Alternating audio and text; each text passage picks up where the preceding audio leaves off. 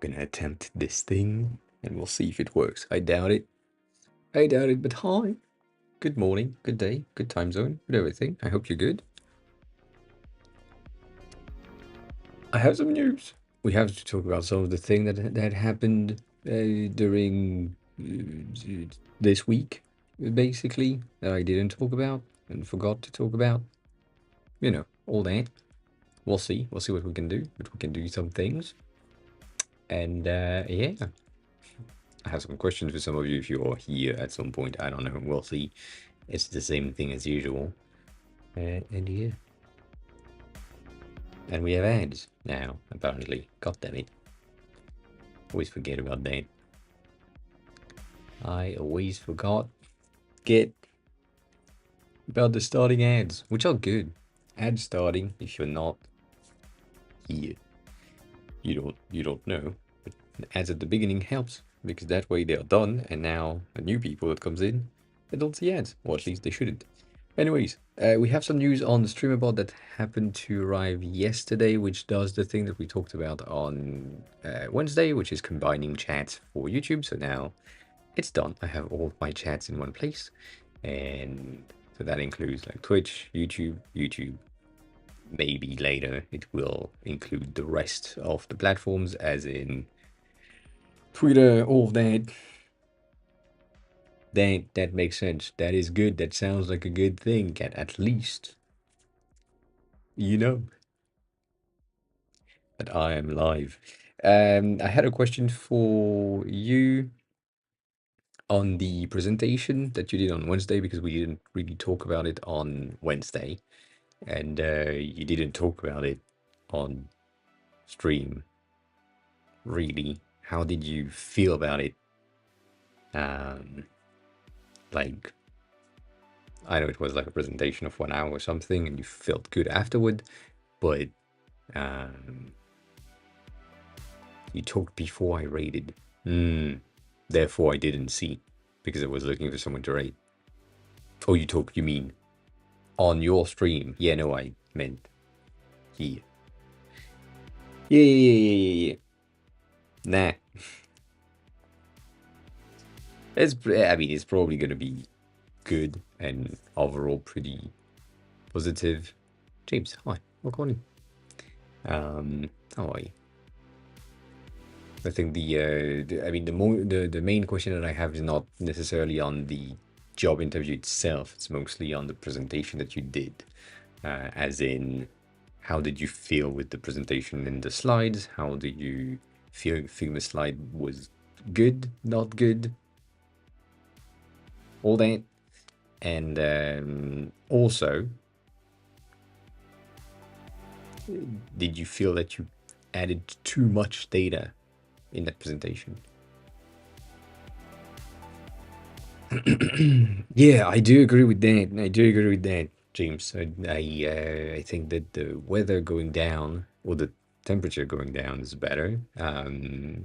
It might rain later today based on cloud positioning, which is pretty good, but it's still currently 26 degrees, which makes no sense. It is data focused job description, so they liked seeing data. That's good. Cool. Do you think that the entirety of the content will be beneficial for you later um, as a portfolio, or do you still want to do something that is stripped down with less content just in case, like a light version saying this is the presentation as a portfolio, here is all the things, and then more data upon request, or something like this? Is that something that could be interesting to you? I don't know. I'm just planning ahead without planning, you know. Dang.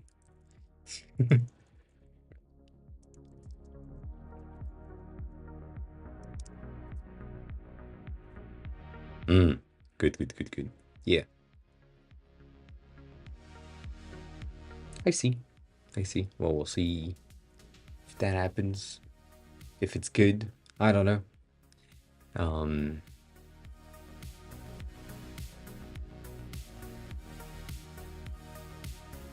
to make like a first-person 3D space for your website. That's interesting.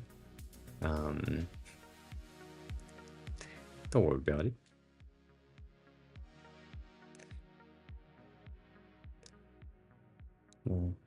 What tech are you using for that? Like, is it some sort of Unreal Engine? What's the other one? Unity thing, or is it just 3D space? Just environments, landscapes, boxes, things. Unreal. Cool. Yeah. I don't know how an FPV website would be. I mean, I do know because we have had like a ton of these in the past when there was the era of NFTs from 2020 to 2021 and a half. We had like a ton of websites that were doing 3JS, art gallery, 3D space, which was pretty interesting. So I'm guessing it's similar. But yeah, I mean, that's a fun project anyways, to be able to achieve that and get like the content that you want to showcase on your website. Yeah.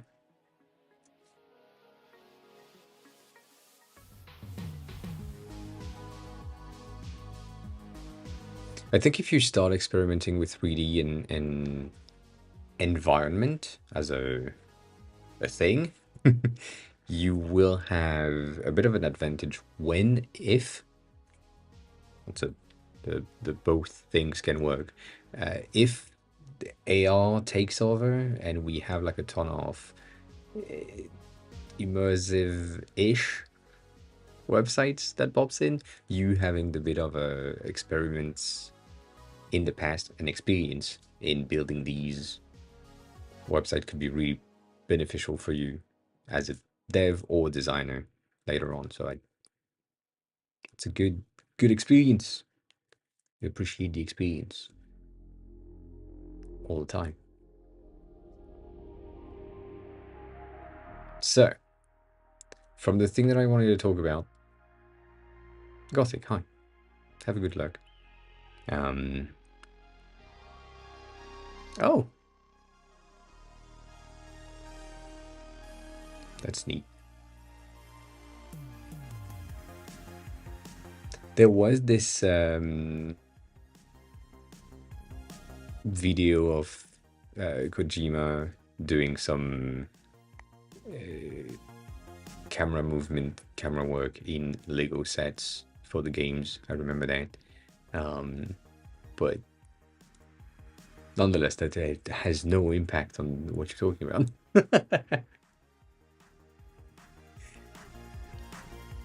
And also, thank you for the streak. Gothic. I just saw that. I just saw that.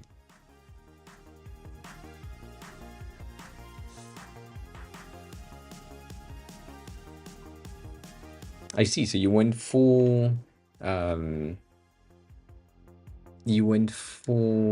light mode with some places that have dark backgrounds, which is interesting. I kind of like that. Not saying that it's the best, but I kind of like that. I had a bit of an issue with these, personally speaking.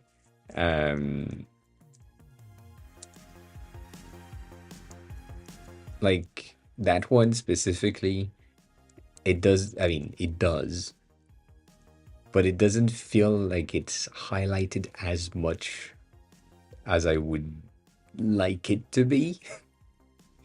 Compared to this one that has like a very dark-ish at the top, and this one is like pale, and this one is really bright because it's condensed, and the gradient itself from the darkest to the lightest is way more or way less that has streaks or that have points. Therefore, it seems brighter. So yeah, like it's the transparency on top. It's also the fact that it's purple, and the thing that just doesn't really match with me is that the fact that this color right here is extremely black, extremely dark for purple. This one is really like a darker blue, and then the content on the side isn't. Nonetheless, it doesn't change shit in the fact that it's good. It's a good presentation overall. You have these animations. You also have done some footer notes, which are good. I don't know how they are displayed while you are presenting. That's not a thing that I have experimented with just yet. So good to check. I checked that before. This is interesting as well. You have the fake transition things. I'm seeing things there that you should have seen, but you didn't. Teeny time, what one? I don't. Live chat isn't on YouTube. There is no live chat. If you are on YouTube right now and you post a message, I see it on my PC inside of the StreamerBot chat thingy, but it doesn't pop in at the bottom, which is kind of sad. And no, I'm not getting paid more if you are watching on YouTube and Twitch. Though, by you being on YouTube and Twitch at the same time, you could, um, you could get me to have enough views and hours views to be able to then monetize on YouTube, which is not the case right now. So yeah. So yeah. Genie on YouTube. The chat, I see it, which is good. I appreciate that. Also, you are watching on the vertical stream. I mean, I appreciate it, nonetheless. But yeah, there is also the horizontal one if you want to open 3 streams and have a bit of a lag in the audio for each of them. Could be a thing. Could be a thing.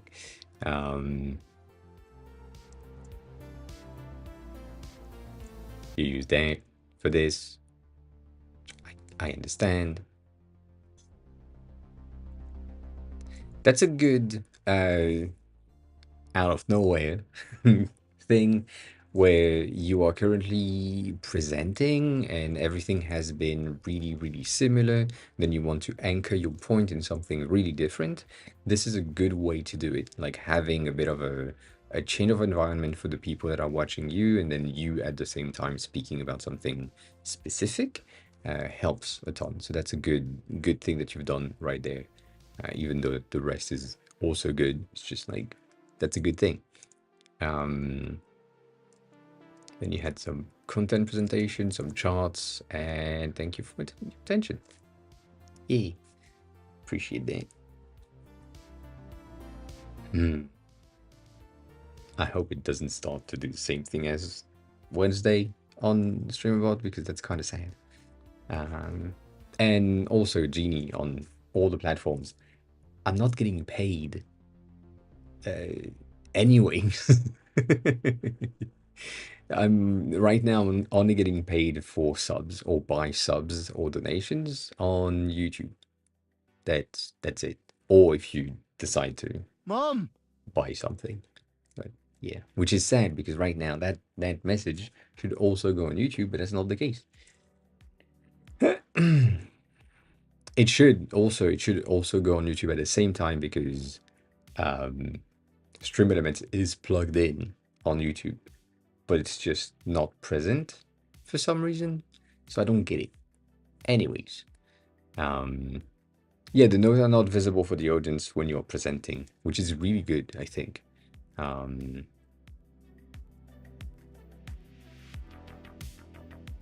That's a good. I mean, I feel like it is. a good thing that they've done a pretty good job at adding a new feature of presentation inside of Figma and then giving us the all of the tools or most of the tools that we need to have to do our jobs properly for presentations. So I like that. I kind of like that. Anywho, side things. There is plenty of topics that I've been holding back on this week. It's Friday, apparently, so we can talk about that. There is the announcement of the new pixels. They look like shit. You have a bit of a first impression right then, and then we're gonna go deeper into that. There is all of the Japanese news happening that I kind of want to talk about. There is the earthquakes and typhoon happening this weekend. It's again the same thing as usual. What I'm about to say, but it kind of needs to be said, and there is other things that right now my brain cannot go through and think about. Anyways, there's bitches.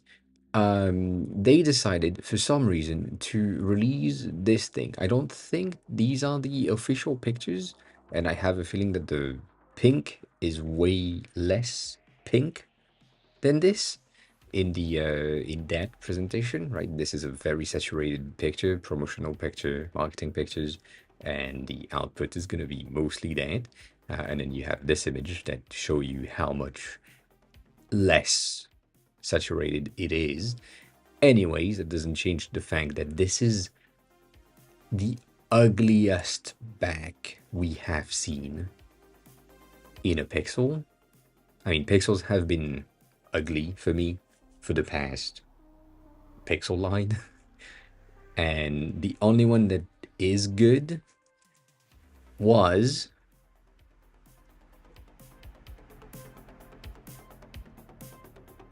this one. This is the thing that Google has done in the past. They had and created the bar for the camera, and that was the 6P. I forgot when it was released, but a long time ago. And this is still, to my taste, an undefeated design. It is the best looking thing, specifically from the back.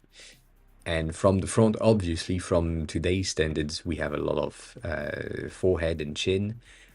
But if we were to bring back that exact design again and make that screen go border to border, it would be amazing design-wise.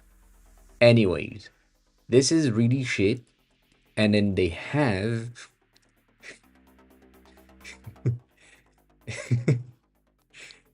the guts to say the new one is the Pixel 9 Fold Pro.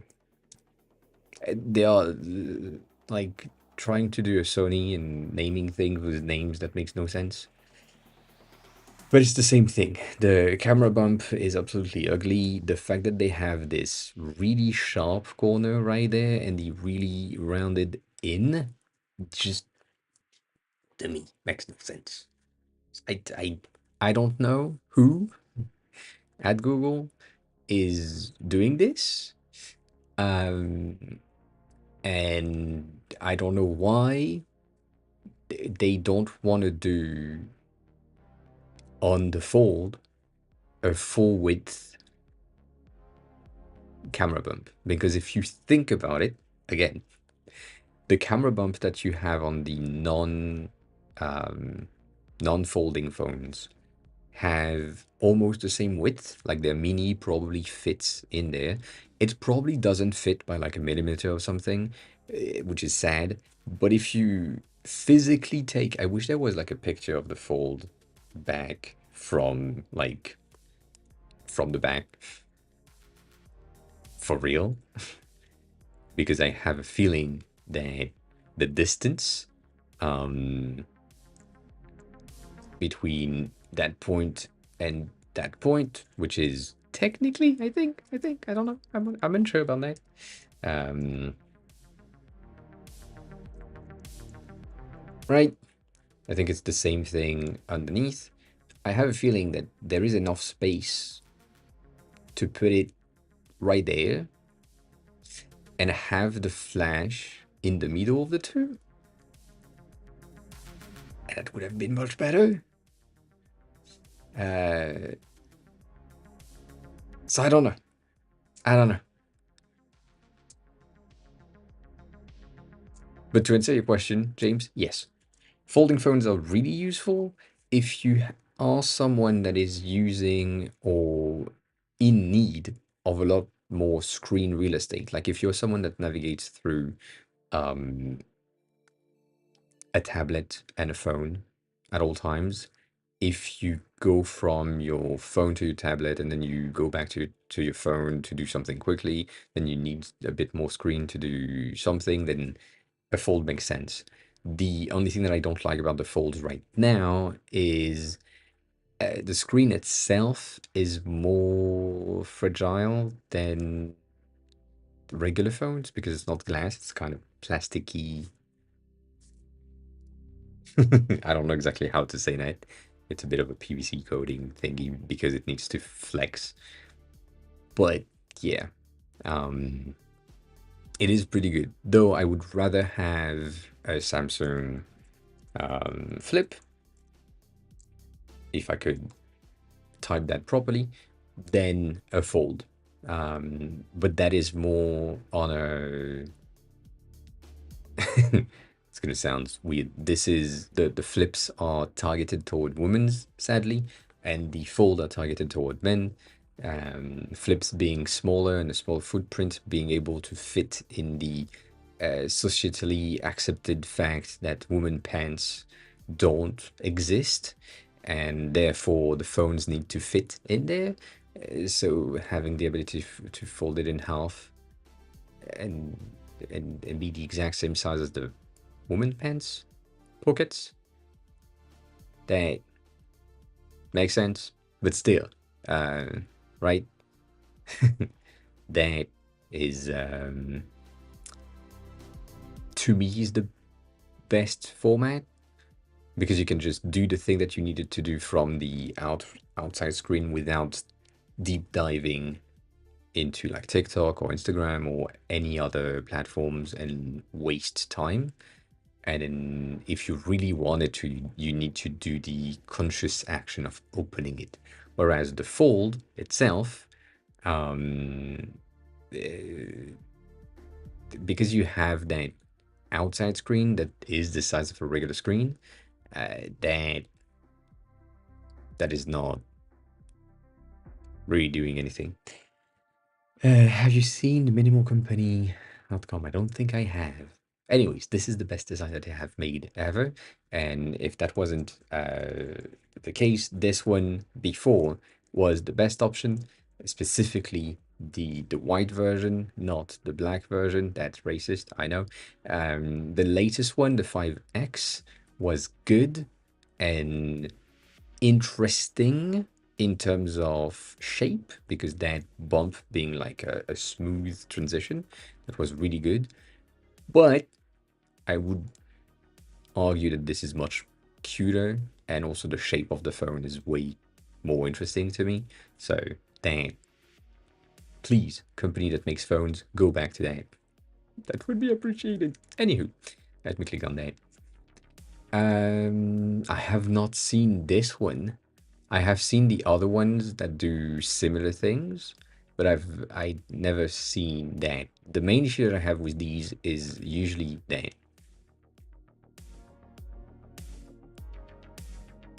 because that makes no sense.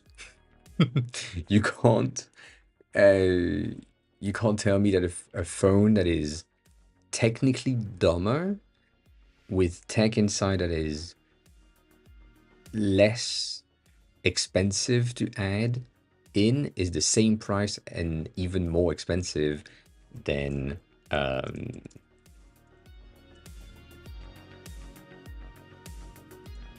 than that. which is a fully fleshed out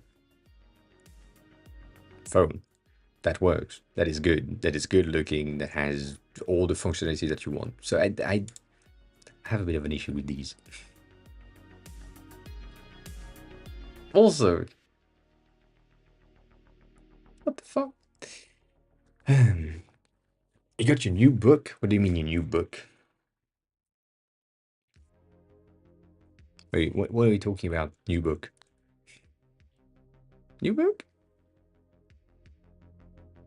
So yeah, I don't know. I do. I think it's the Mutita phone, Mudita phone, Mudita. That for old people. I feel like that this is better, but same thing. I don't get it. Like if you really want to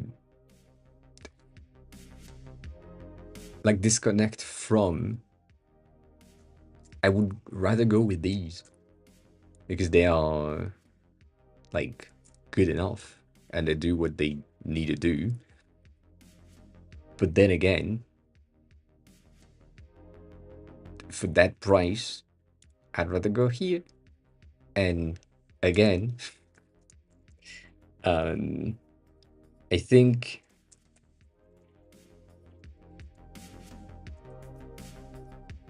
we've had some of these release this year of the flip phone that we have in Japan that are like old phones, but still phones.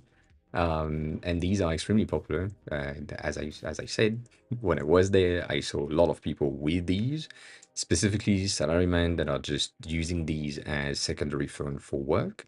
So they do almost nothing other than um, taking phone call, receiving emails, going to the internet and all that, which is basically what a smartphone is doing. But all that, and they work pretty well.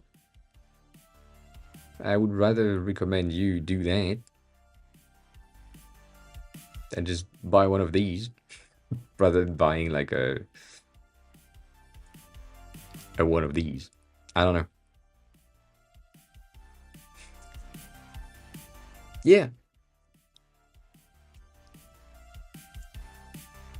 I also think that the current tech or the current not release but like level of tech that we have in e-ink, specifically the colored e-ink tablets that exist that are as I just said colored, doesn't cost much more and still work even though the color are a bit faded. It is still a colorful display that is interesting and they do not need to be that ugly. So I don't know. It's an interesting thing. I also feel like if you really want that form factor and your goal is to be disconnected, again, I know that this one is not really disconnecting you because you have access to all of the features, web browsing, other apps that exist. But if that's really the case, maybe or potentially going into a BlackBerry Priv? Not Priv. Torch? I think? Not the Torch. It's the other one. It's the latest available BlackBerry is the one that has a massive touchscreen slider things. That would be way more interesting, at least for me, if that's the form factor that you wanted. And because these are so old, uh, you like you wouldn't be able to connect to much of the apps that exist today, and it would be more interesting. Um, I know it's a sliding keyboard thing. I think it's this one.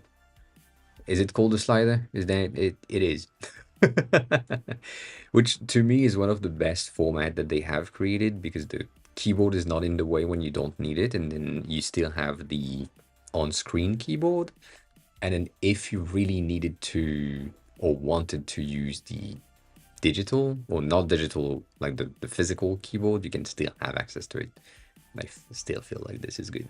I don't know. And yes, I know a lot about phones. I love these. I love these phones. I mean, I love phones in general. It's it's the reason why I went into mechanic in the first place. I wanted to be a phone designer and learn how to create the outside. But yeah, like this one is 171, which is still fucking expensive for what it is. But you know, hey, it's an option. And then there is the who did that?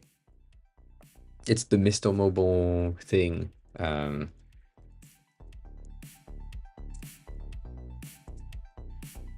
Like this thing, which I hate already, but if you like keyboard, I mean, if you like keyboard, you shouldn't have that. But if you like keyboard and that's your thing, then yeah, you can buy one of these. Um, the thing that I will say though is that this case, as far as I remember, is like 200 bucks, if not more. And it's specific to specific phones. So if you have an iPhone 14, you can have it. If you have an iPhone 15, I think you can have it. But if you are someone like me that plan on upgrading through the programs that Apple has or other phones manufacturer have to take back your old phone from last year and then give you the new one for or with a discount, um, the case doesn't work anymore because your phone changed sizes. That that's annoying. There is like the newer iPhone 15 versus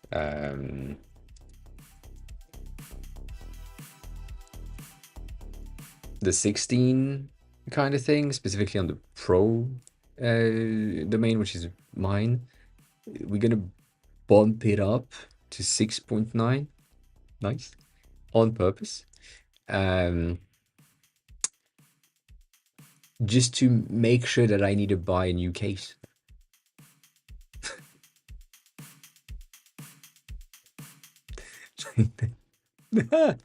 There is this thing also that I've been pissed about people doing. It's not reviews, but it's kind of reviews. Uh, Already talking about the iPhone 17 Lite or Air or Slim as a potential, and the potential release of an iPhone 17 or 18 folding phone. And I'm like, we still don't know if the 16 is really going to be this one, and we still don't know what we're going to have on the 16 version. A lot of people still don't have upgraded to a 15, and a lot of people are not aware that the 15 exists. So I don't understand people making speculations on rumors of things that just like I don't know. It's just so weird. It's just so weird. Though I do appreciate that they changed the camera array from that thing to the vertical version. I feel like this is cuter. But yeah, it's the same. To me, it's the same issue. Like right here, it's the exact same size of screen, but because the bezels are smaller, your previous phone case doesn't fit. And now you need to buy a new case as well. Which, to be fair, that case are cheap as fuck, but still. for a company that take every time 5 to 8 minutes of the presentation about sustainability and reducing waste and making sure that they use like recycled aluminum, all of that. Ensuring every time that they could release something new that the rest is going onto the landfill is kind of bad. Alan, hi. Well, come on in. How are you? How have you been? Um,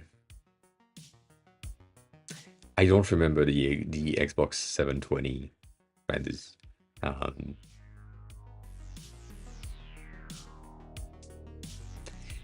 I don't. I would rather have the Apple Basic as a case. It's kind of bad. It's dirty as fuck and all that, but it's good. And I also have like um,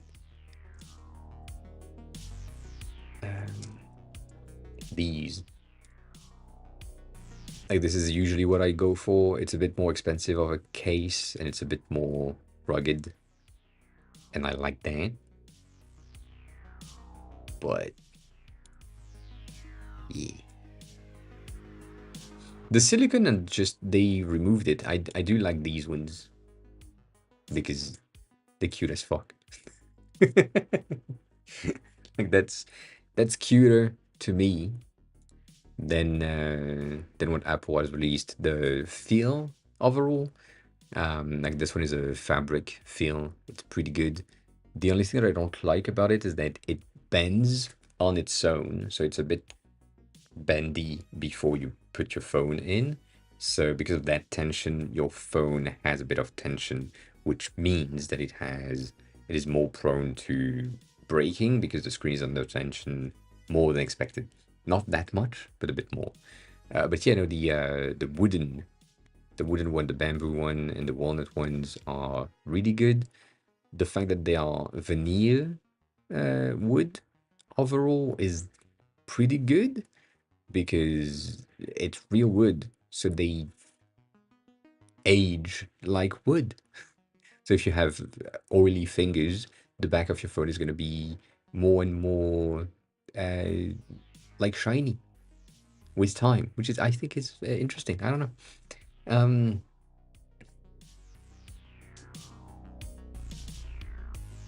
how's the design of the blog website thing that we looked last time, Alan? I think that was you, as far as I remember. It was you.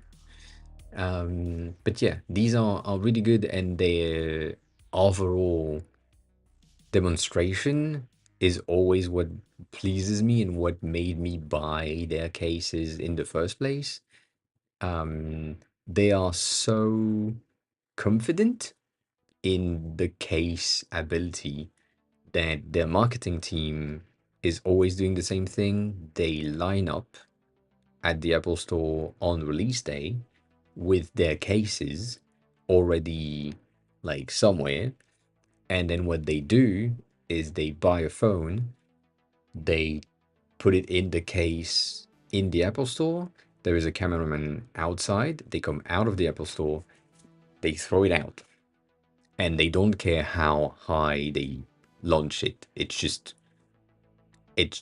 launched in the air for like 5, 6 meters high, and it just drops, and the phone is fine. Brand new phone, out of the Apple Store, out of the box, just in the case.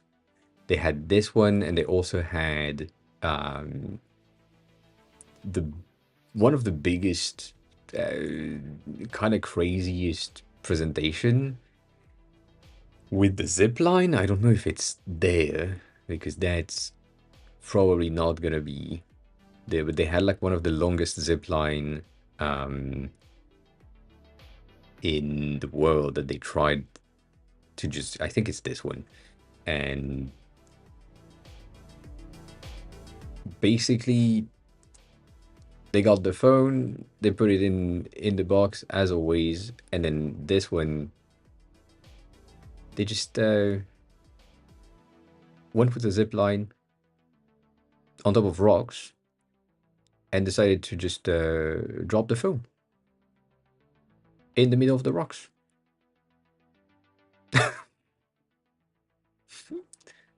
And the phone is fine. There is no cracked back, no cracked front, nothing. I like these. This is good marketing. Like that makes sense. Like you wanna showcase the fact that your cases are good? Do that. Anyways,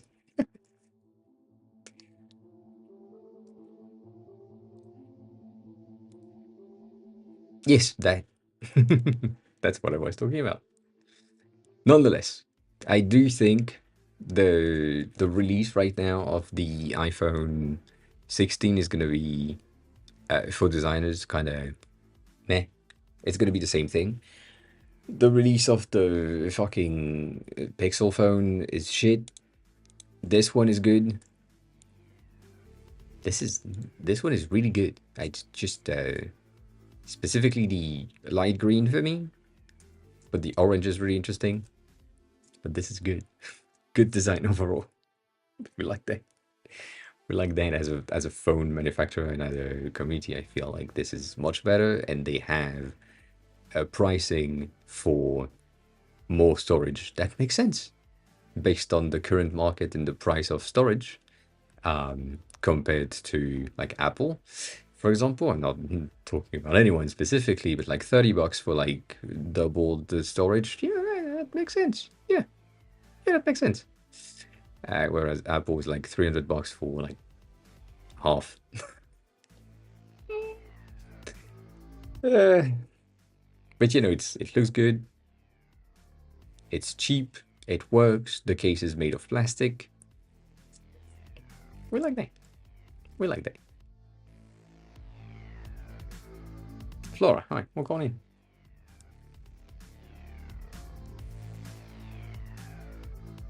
Yeah, that light green is pretty good. Um, it's the sage color usually, and or mint, depending on where you are. Some people call it mint. Mint is a bit more vibrant for me, and sometimes a bit more blue. Um, it's not a phone case; it's a phone. They sell the phone itself in three colors, but you can also buy the black one and then buy the back in different colors. They have a blue version and they have like the other one, but they have a blue that is like some sort of a limited edition thing. They also have this. You can't really see that. They have this credit card case thingy, and because the case itself is held by screws, you can just screw back that accessory inside or on top of the thing. So instead of the magnets that we have on the iPhone, for example, and your card wallet is potentially slipping out because, you know, it's magnets, this is screwed in. So you can't really lose your cards from your phone. It looks like shit, but it's pretty cool. But yeah, you can just unscrew your things and then get to change your back. That sounds weird. But I do agree that specific green is popular right now, or has been for a while. And Alan, yes, it has changed since last time. You changed the color. That blue is really bright, and you changed the specifics of that, like the boxes for the presentation.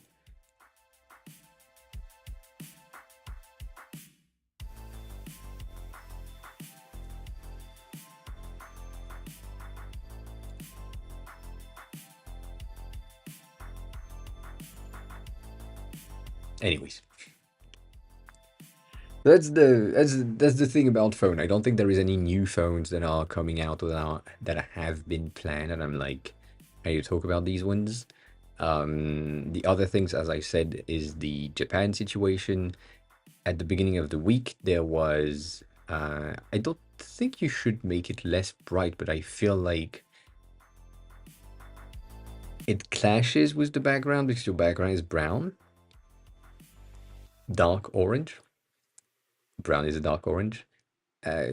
Orange and blue are the opposite of the spectrum. Therefore, they do something that we call vibrating. So, because your background is so dark, it's okay, but it might be complicated for some people to see or to look at it. So, desaturating it might help. Might help. The rest is good. The rest is good. Um,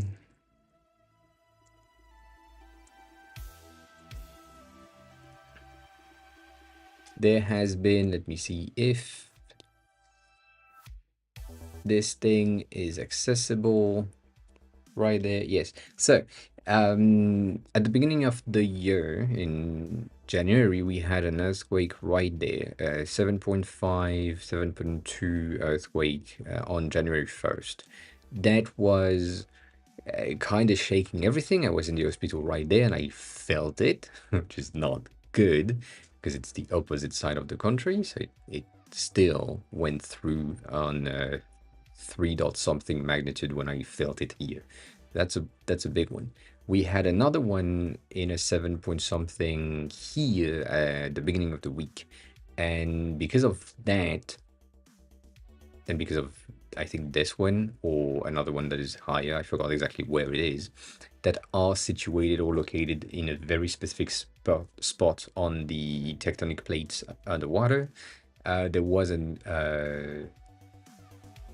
emergency warning of a mega quake that they issued at the beginning of the week. And the thing that is fun for me from the outside and for having lived there for a year and a half, um, the Japanese people know that this thing is going to happen at some point, that the big earthquake is going to happen. The main thing that we know is that it's on that line, and that line goes through or basically really close to Tokyo. So therefore, there will probably be a lot of damage happening in Tokyo. But we've been aware that that earthquake is going to happen because we know that the earthquake happen every 100 year roughly, and it's been 75 years ish since the last one that was big. It's on that thing. So we know it's going to break. We know what's going to happen. And because of that, most of the construction buildings and all of that have taken this into consideration when building new buildings. And I think it's going to be fine. The 2011 earthquake that was extremely big in Tokyo as well kind of shook the entire thing. But most of the buildings stayed up. So there will be, I think, less damage this time, even though it's going to be a big one. The thing that is important to know or to take into consideration is the fact that the last time that it was big, 100 years ago-ish, not even 100, I think it was way before that, I think it was 200 years ago, it erupted Mount Fuji at the same time, which that caused more damage in the outcome than the earthquake itself. So that's the main thing when it comes to the events and the damage happening on the cities. It's gonna be devastating nonetheless, but it's gonna be more sustainable on buildings this time, I feel like, and less on respiratory issues because of the dust and the fumes and all of these things. I've seen a lot of people on Instagram and TikTok showcase or say, go to your local like town hall or things like this to get like information about the emergency services and how it works. And so far, I have seen no one talk about one specific thing that to me is extremely important. And that specific thing is this. There is this app that exists that is called Disaster Preparedness Tokyo app. Um, and I can't really navigate through it in that whole thing because phone mirroring is kind of shit. Nonetheless, doesn't change anything in the fact that this app exists. It's mostly for Tokyo, but there is most of the preparedness guidelines and what you should do in case of an earthquake, a tsunami, something, whatever happening, and it's in English. So if you are in Japan and you are someone that is scared of the events, then you can just download the app and get all the information that you want in English, even though it's like roughly translated, but it's still pretty good. And the thing that I don't understand, and the reason why it's kind of weird to me to that people don't talk about it, is the fact that this app has been recommended to me by the government in my mailbox. Like I received a book that contains all the information of this app in Japanese, in English, and a QR code that sent me to the app to download the app with the content. And all of the creators that I see on TikTok mostly are talking about the mega quake and everything are either Japanese people or foreigners living in Japan, not like staying for vacation. I mean, there is a couple that is staying for vacation that I don't. They are just stressed all the time, which makes sense that they are creating like fearful content. Nonetheless, um, it's just like I don't know. It's a known thing. They send these disaster prevention books and QR codes every 3 to 6 months. I received two while I was there. I received one on my first flat and one on my second flat, and they are different because it depends on the prefecture that you are in. But still, at the end of the day, we have the data and we have these informations, and no one is talking about it. So I know that I don't have the platforms to share all of these informations, but if some of you have or are in Japan or have people in Japan, just tell them to download the app for prevention because it exists, it's free, it's translated, you have access to it, and it contains all the things that you need. If you have a disaster that happens, in the app itself, you have where to go, where to regroup, what are the evacuation zones, if that's a thing, how to use your emergency kit that is usually in your house, where to find like supply if you need things before. Like, for example, there is the typhoon that is happening this weekend. It's supposed to hit like in 8 to 10 hours, I think, tomorrow. There's a ton of wind right now. Anyways, if you wanted to know where to gather some supplies and some rations and save like some water and some things, there is these informations in the app already, and it's free. So I don't know. I just wanted to talk about that quickly because it's I feel like it's important to know that these informations exist. I don't know. I don't know. Side things. Anyways.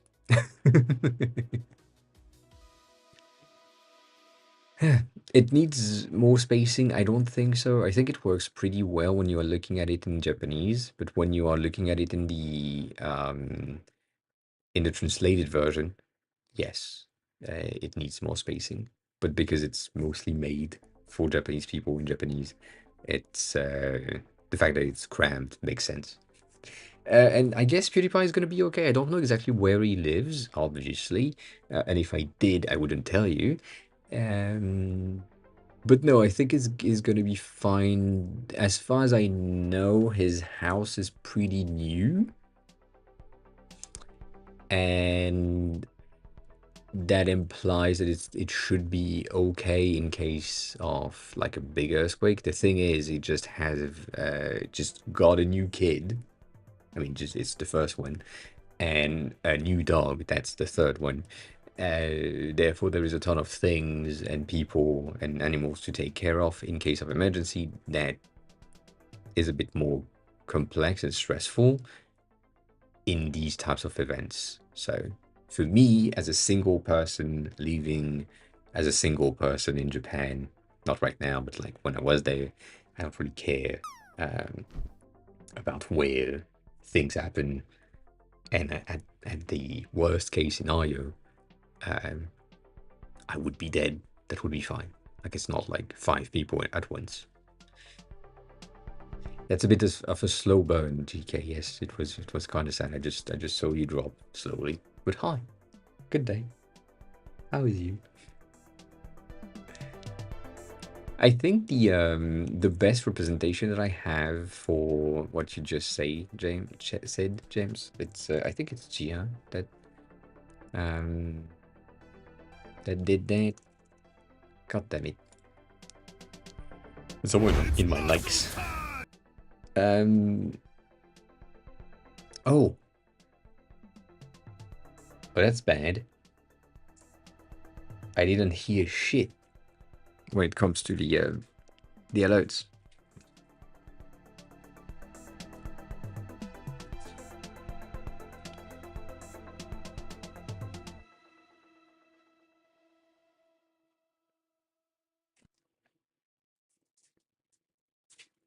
That's bad. I don't know why though. Um, I think I know which video you just shared, which I don't really. I didn't, which is what pisses me off. The fact that you hear it, that's fine, but it's also, you know, not the greatest. Who? Who? These also, yes, 100%. You need that. You need that in your life. Uh, you need a hedgehog with sleepers. Um,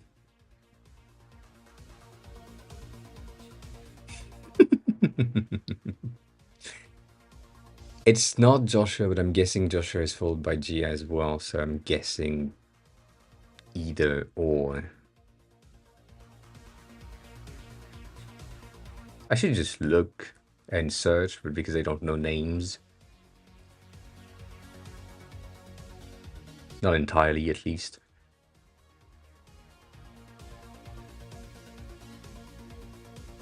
Yeah, no, that's not.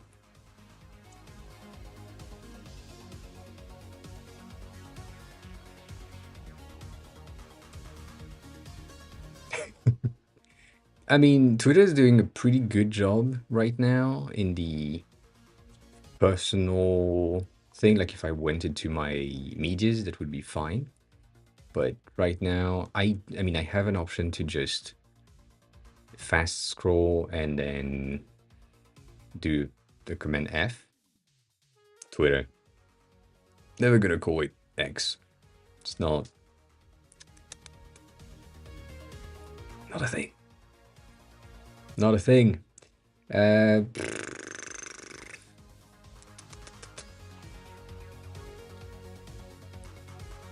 the thing that is sad is that Gia has a different profile picture now. Right there. Good. And he has done this. James, that's the answer for Asian UI design is way different than Western. That's a screen recording of Asian apps, Chinese and all, where everything is really crammed. And that makes sense. Because design-wise, it makes sense to have that. You know. Yeah, that doesn't... I mean, this one is one super app, but it's also like multiple different apps that have like a similar design thing. And from the video that you just shared, which I think is, yes, that one, um, it's one of the things that I kind of liked about that video that she referred to one of the other video that we had in the past from another creator doing the exact same thing.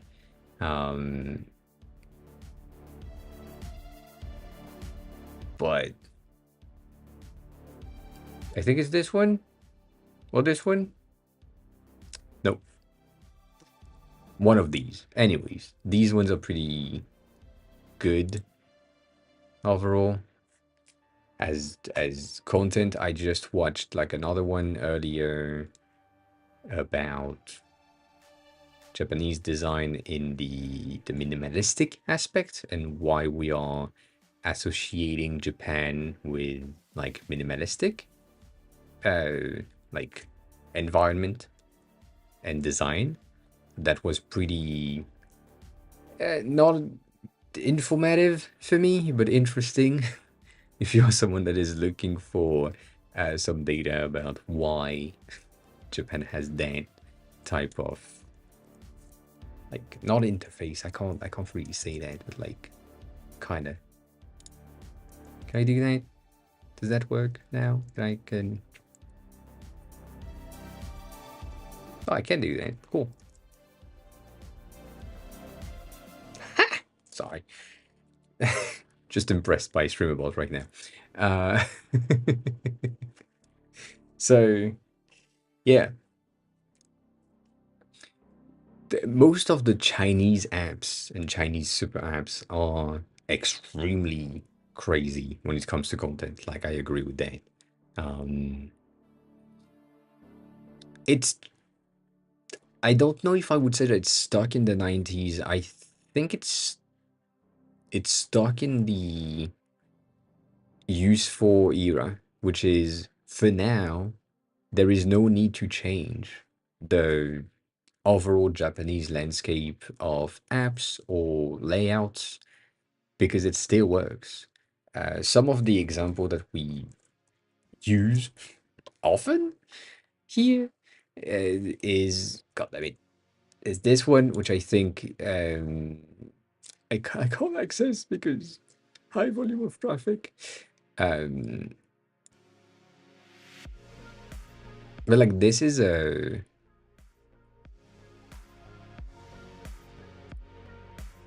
rent and house platform where, as you can see, the design of it is really crammed with a lot of content.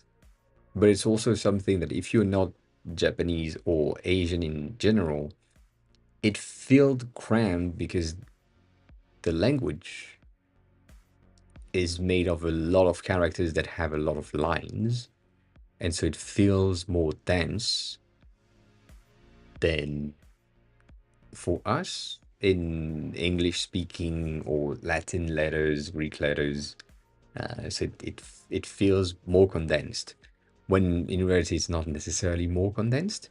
So that's the first thing. And the second thing is the amount of data that you can have with 5 kanjis and 3 hiragana for the like for the particles in between is maybe gonna take one line of text in Japanese or in Chinese, similar, and it's gonna take like 3 to 5 in English because of the complexity of the word and the length of each of our words. So it feels crammed, but it's not that crammed. That makes sense. I don't know.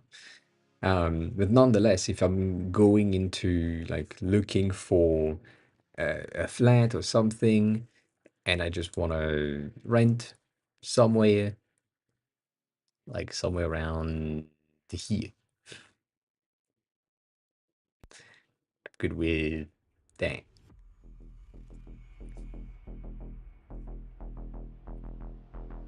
Like the page itself, after the search, it's similar, right? It's a similar layout. We have the same amount of data. We have most of the content that we need. and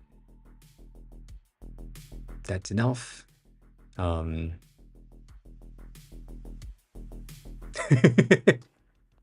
GK, I'm sorry about that. I can't really understand it entirely. I do understand some of the things, as in some characters that I know, as in the JR. That's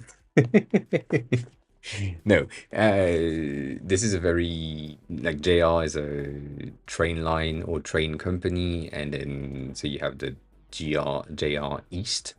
So this is Higashi or Nishi. I always forgot which one it is. And then this character right here is for south? No, north. So it implies that it's in the north-ish things. And then we have that character that is for station, train station. So these are the name of the train station that I'm talking about. Yes, all of these are kanjis. And then here that character is for walking, as far as I remember. These two right there, and this one is for car, which is interesting. Anyways, that means that that station right there is a 13 minutes walk from that flat, and that station right here is 16-minute walks from that flat. But that one here is 11 minutes in car, which is, I don't know if it's bike or car. Yakins, hi, welcome in. Good day.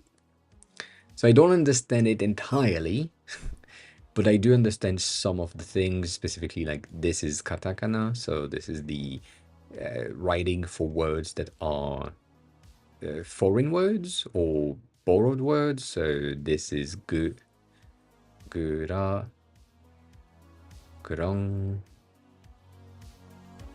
grongada, grongate, gronga. I'm looking at my character. Ah, grongada. So big garden. Big Garden 1. That's the name of that flat or that tower. Pretty simple. I'm gonna do that. I'm gonna die. But yeah. I don't think we have that. I don't think we have the option to rent to foreigners in Sumo. Untrue. Untrue. I am trying to grow my hair to be able to bleach them again. Because right now the ends are dead and they need to be cut. But if I cut them now, I don't like the cut, so I just have more hair for now. One day I will go to the hairdresser. It would be fine. I don't think we do have foreigner friendly as an option. I know you half joking when you're saying that, but I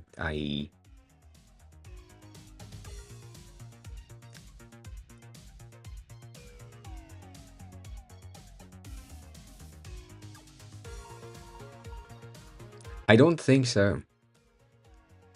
The main reason why I don't think so is because I saw my head last time that I had a cut that was too short, and I don't like it.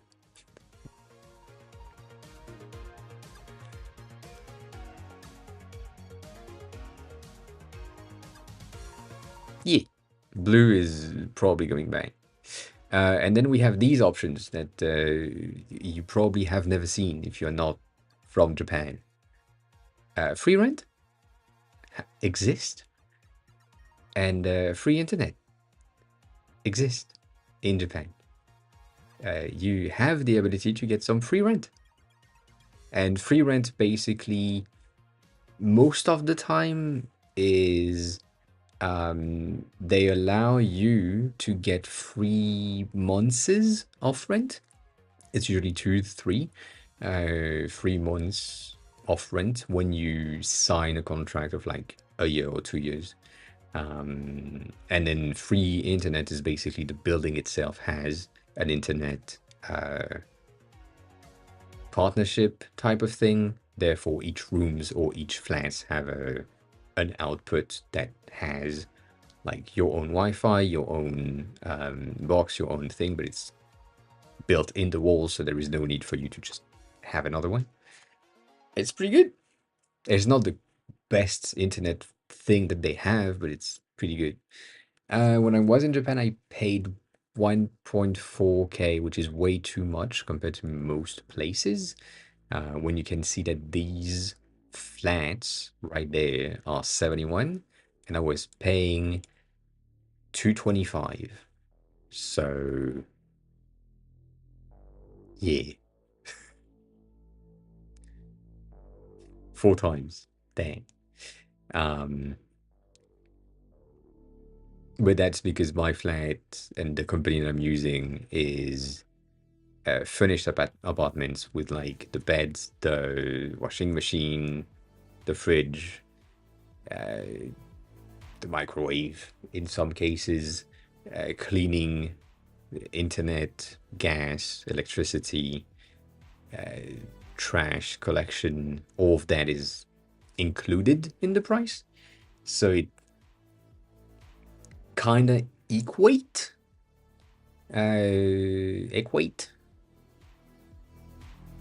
but it doesn't entirely. I'm gonna say that it's still more expensive than if I had or found like the one that we were on a second ago. This one is roughly the same size as the one that I was in, and the layout is similar, not identical, but similar.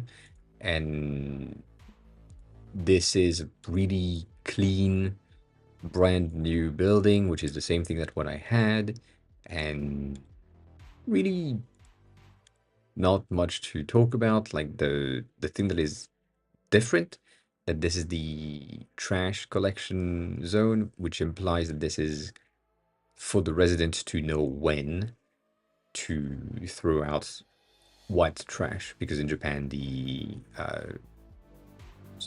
trash sorting is annoying as fuck, and therefore in the building that I lived in, the fact that it's taken care of by the management of the building is making it more or easier for me. But nonetheless, it doesn't change the fact that this is really, it's a small flat. It's a 38 square meters, and that cost 105. 105 right now is $700, I think. 650. Yeah. And I was paying 225. Ah, sick. Anyways. It's going back up now. It kind of went down, and we were happy with that. And now it's going back up. Like crazy back up. Food-wise, it's extremely cheap. The for me, overall food, I mean, it's a personal thing. But I don't really like to wash dishes. I love to cook, but I don't like to wash the dishes. Therefore, it is cheaper mentally for me to just eat out. And financially speaking, it is also cheaper to eat out most of the time. The regular bento that you can have in a convenience store is $5, and it's filling, and you can have like once, twice a day if you're good with that. It's filling, it's good. But eating out at a restaurant, maybe it's gonna be $10 for a good bento, like it that is really better. Oh, not 15 per day, probably like 10 per day, mostly. And if you eat a lot, which was my case when I arrived in Japan in the first place, um, it's more expensive. But also, if you're on a budget, you can really end up spending nothing or almost nothing because, like, if you're of Asian descent and you've known how to buy a 24-kilo rice bag and do that, like it like, um, that would work as well. Why? Why don't I hear shit right now? Makes no sense. Most of the time, yeah, I tried. I tried to talk in Japanese, but it's complicated. And in the first month, some of the old people that were in the town that I was living in tried to speak with me, but I didn't have the capacity just yet to be able to exchange with them. So they said thing, and I was like, what? Sorry, what? And so that was sad for me. But right now, I think I could 100% hold a conversation with a like a normal conversation, regular conversation to a degree with some Japanese people. I think like yesterday I went back to my burger place that is downstairs, and when I arrived, there was a ton of people, but there were a couple of Japanese or a Japanese couple in front of me, and they were like talking about what they wanted to have, and they basically had translated from French, the menu from French to Japanese on their phone, which makes sense. But then the thing is, they didn't really speak English. I mean, a bit, but not much. So, um, when they arrived at the till or the cashier or whatever you want to call that, they they started to. I mean, the girl that's kind of fun. She's Asian, but she's not Asian in the same way. She's French Asian, and so she started speaking in French by default, and then attempted to speak English because she couldn't really speak English, and they did their whole thing, ordering and all that. There were some times where I almost stepped in and spoke Japanese, but then at the end they kind of didn't understand the amount in French nor in English, so I just gave them the amount in Japanese from far away, and that's all I did. But I could have helped if they needed it. It didn't seem like they needed it too much. So yeah, so far so good. Um, it was pretty nice. I feel like it's I liked some vocabulary again, which is the main thing that I have. Um like there were some questions from the restaurant staff of how do you want your beef to be cooked? How do you want the what do you want inside of the burger itself? All of that. And so these like cooking is not a word that I know in Japanese. Um I mean, I know cooking as the practice of cooking, but like cooking beef is a specific word, and I don't know that. So I wouldn't have been able to just step in and just help and translate everything, which is sad. You know, it's a thing.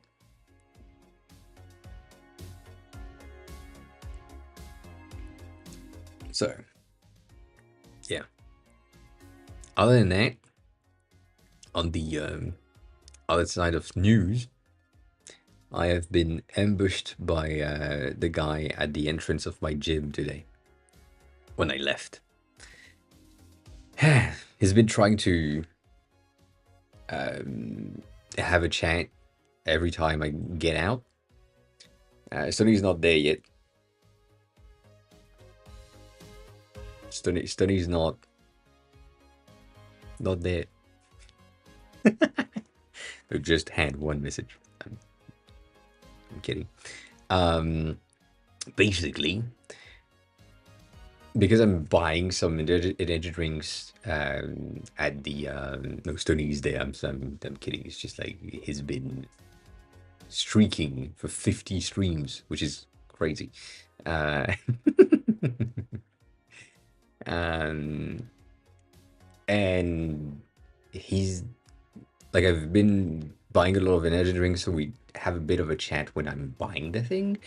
And then for the past two times, he's been following me outside just to take some air or whatever he wants. And then, um, we have a chat. And today we had a chat that was longer than my workout. So I don't have a very long workout, but still, we stayed, I think, 50 minutes in front of the gym just chatting, um, which is kind of crazy. But yeah, that happened.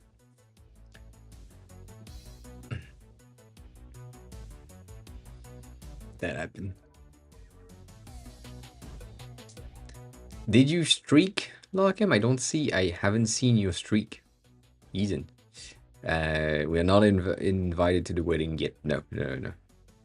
No, he's a sports coach. So, yeah, not the same type of thing. And topic came out as he's a weeb. That he is a real weeb. He loves anime and figurines and manga and all of that, and he's been really invested in in that department, and he still hasn't been in Japan.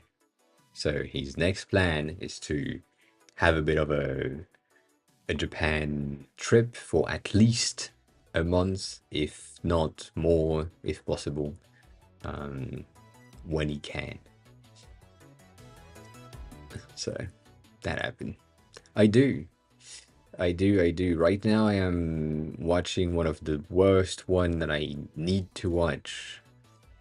But I'm watching it for the Japanese learning. I'm currently watching My Hero Academia, which is shit.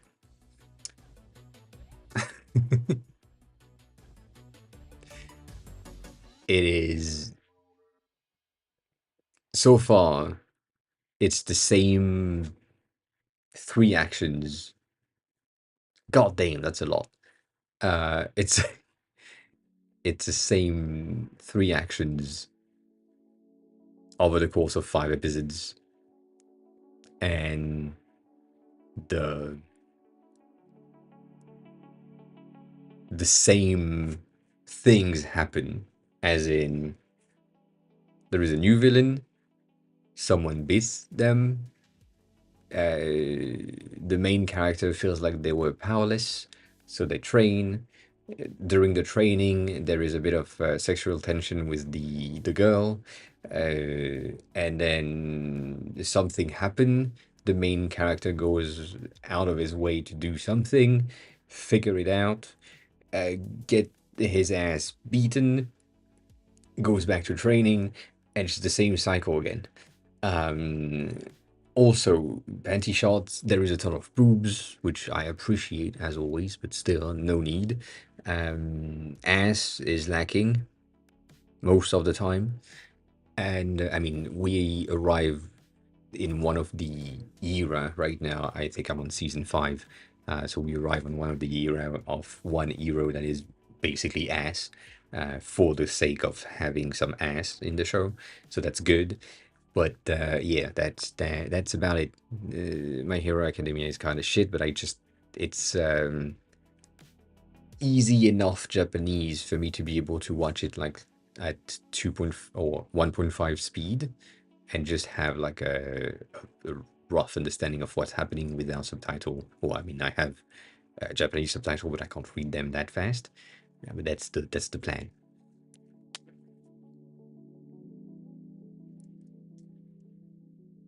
What do you mean you were waiting for Wednesday 28th? Is in that's the date. Other than that, I've been watching Kaiju Hachigo, which is Kaiju number 8, um, twice already. Once with English subtitle, once with Japanese subtitle. I like it a lot. It's pretty good. It's short enough for now, and I hope they don't butcher the rest of the story later. It's pretty good. If you like shonen and a bit of cutesy comic and other things, it's Kaiju Hachi is pretty good. Can recommend. Can recommend that.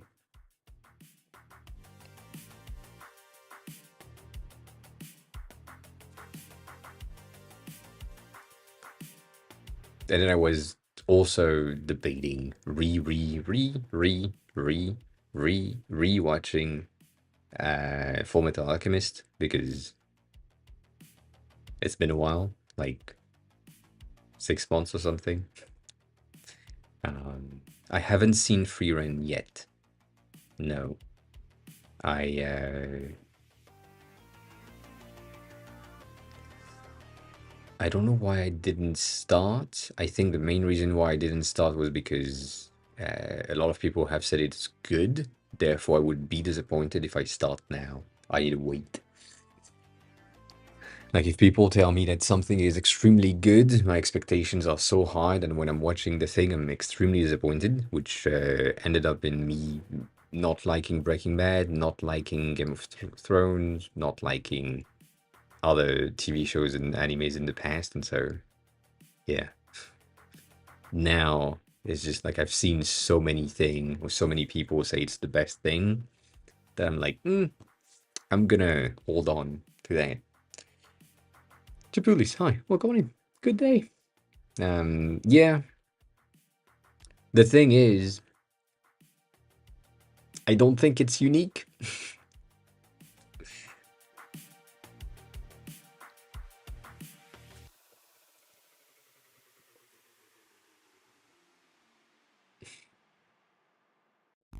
The thing is, GK, if you say that, then I'm not gonna watch it because, eh,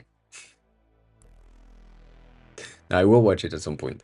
But yeah, there is plenty of animes that I've tried to watch and have like a bit of a not a watch party, but like a streak or something, and didn't didn't catch. Um, so yeah, and when I was saying rewatching Fullmetal Alchemist, I was saying also potentially rewatching Fullmetal Alchemist, the first one, the non-true one, just to check back on, is it really that bad, or is it just the other one is better? Um, so that's interesting, maybe. Um, and Flora, would if your message is a reply to GK's message, GK is mostly trolling. Or if your question is unique, I don't think it's unique. I think it's a duplicate of whatever shonen. The main difference being that the main character is a woman rather than being like not even an elf, rather than being a guy. But that's gonna be about it. Like it from the outside and from everything that I've seen, which I haven't seen much. Again, it's a medieval fantasy thing that has most of the tropes that we know, as in fights and politics and friendship and love and all that.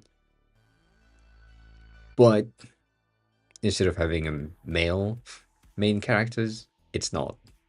And to me, that's all I see from the outside. So obviously, yes, I'm wrong. I know that because I haven't watched it.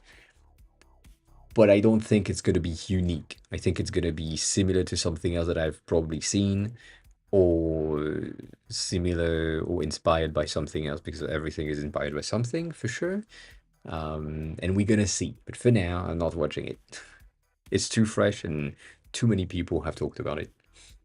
For 3 days now, and you want to try something new. MTK Game Jam for starting one of the biggest. One of the... Mm-hmm. Yeah, I mean that's a good thing, Tripolis. If you can do that and you can join your team to do the game dev um jam, it's a good amount of skills and a good amount of like practice, which I think is gonna be good. To me, it looks like I think we got that.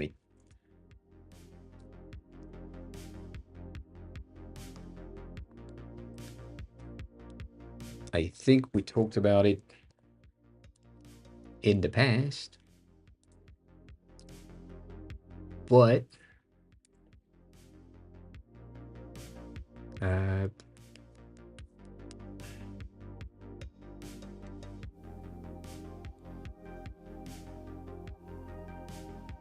from the outside, again, probably wrong. It looks like this one, Grimgar, the like the artworks of the posters and all of that have been really interesting, and that's what free run feels like, because it is in the same like type of thing, and Grimgar is shit to me. um like it's a good looking anime, but it has nothing in the story. It's the classical thing. For some reason, there is a harem happening again. Uh, Definitely high. Work on it. Heartwise is good. Heartwise, I do agree that it's really good, and that is what interested me in the first place to try it and look at these like backgrounds and all that. God damn it! I did hear that. I don't know if it's the best, but you know.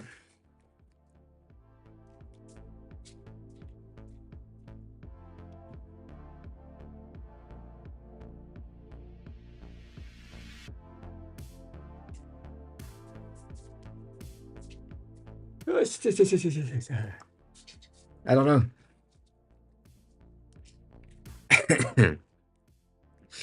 I don't mean you don't know what harem is. GMU, hi.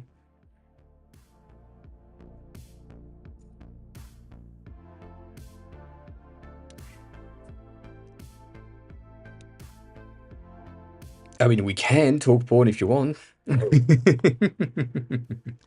That is an option, as always. That's why we have the harem. Sorry.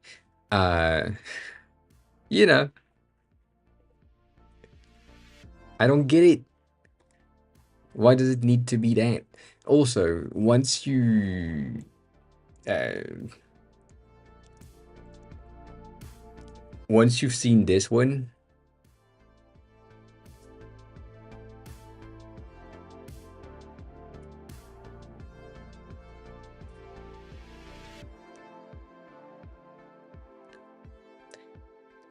actually, yes.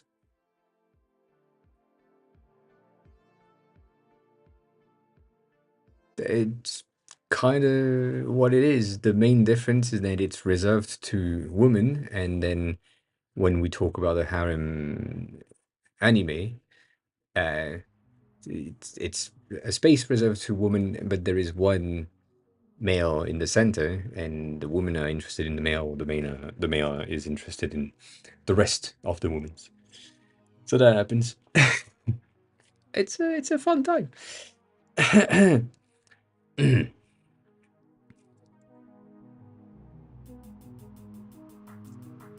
Anyways, once you've seen SAO or Sword Art Online, and you have like the kind of the understanding of the trope of an isekai, but also like a fantasy-based isekai, most of the later anime that came out that are in the same realm, they're the same thing. So Grimgar is kind of the same thing. Not exactly, because it's not entirely like an isekai, but it's kind of an isekai as far as I remember. Um, and I'm gonna say something that people disagree with, but SAO is good up to the middle of the season one, and then it's just shit. But SAO is a pretty good show, specifically when you take into consideration where things were at the time and how we didn't really have much of that. And then it popped in, and it was so popular because it was different. Um, and then they kind of fucked it up with the harem again. And then they did the season two, and yeah, it's a pretty good entry point. Yes, I agree with that. Um,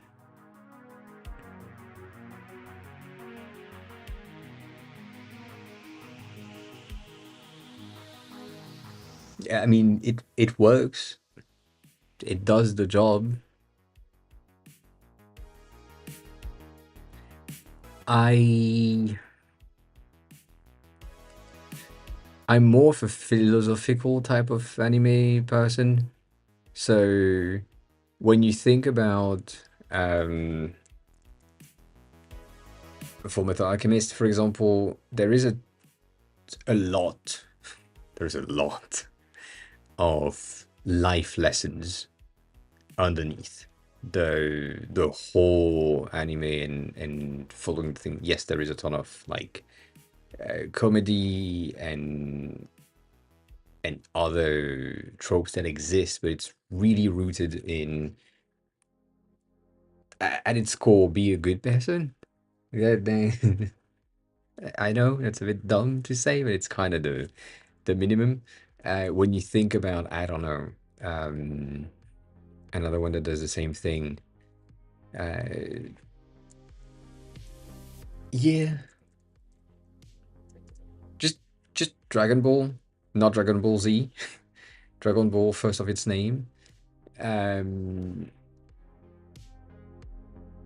it is a ton of content in there that is really much like life lessons and how to behave and how to be a good human being, which is, I think I said that in the past, but to me, it is one of the reason why, um, like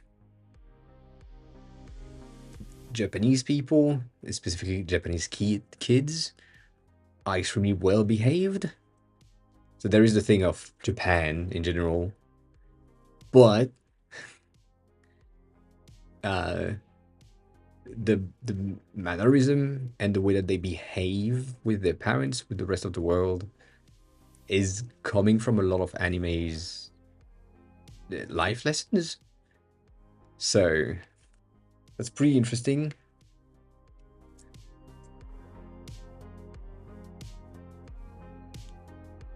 I don't know. Let me read that chat because I didn't read some of the things. Um, like the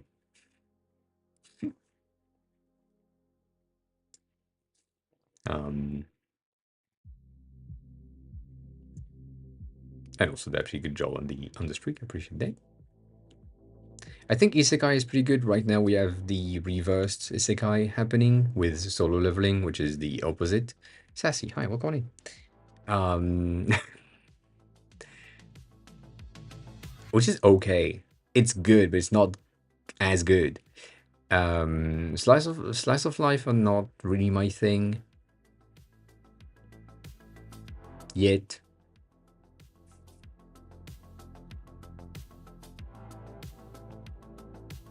And I haven't tried to read Yosuba in Japanese. I think I need like a manga that I know right now. I think that's gonna be the goal. I might read Kaiju Hachiko because it's easy. The thing is, when I'm reading it as a preview on the Books app, it doesn't have the furigana for most of the characters. It has it for some of the characters I don't know, which makes sense. But for all of the one that I don't know at all, um, yeah. We talked about that a second ago, Sassy, which is interesting. um,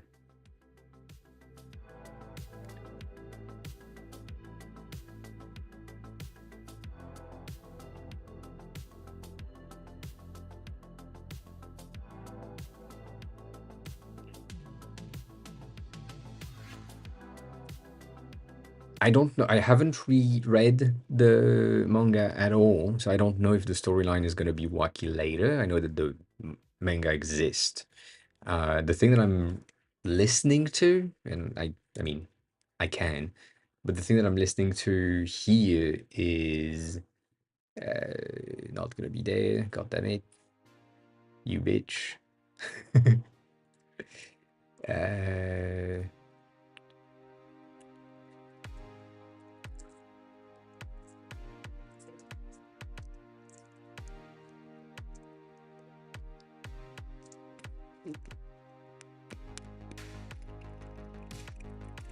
God damn it. This kanji is just never where you need it. Ah, God damn it.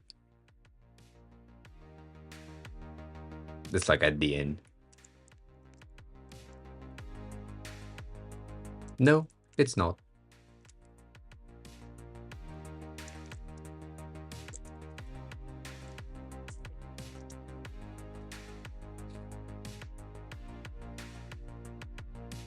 They have like a full podcast um, for Kaiju Ichigo in Japanese with the member of the cast, the people that are doing the voice of the characters. And I've been listening to that for a while, but right now, obviously, when I'm talking about it, I can't find it. Um, because, you know.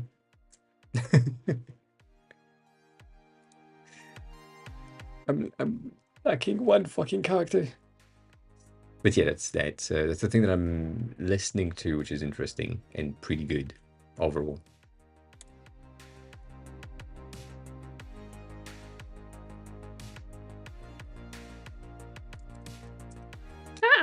Sorry, my mistake. But yeah, they do have that. I'm listening to the interviews as well, which is interesting. But I don't know. I don't know the manga at all, so I don't know if it goes wild, if it's bad, if it's good. I feel like the ending is kind of the ending of the first season is kind of not where I wanted it to be. And again, no spoilers if you are interesting or interested in watching that anime.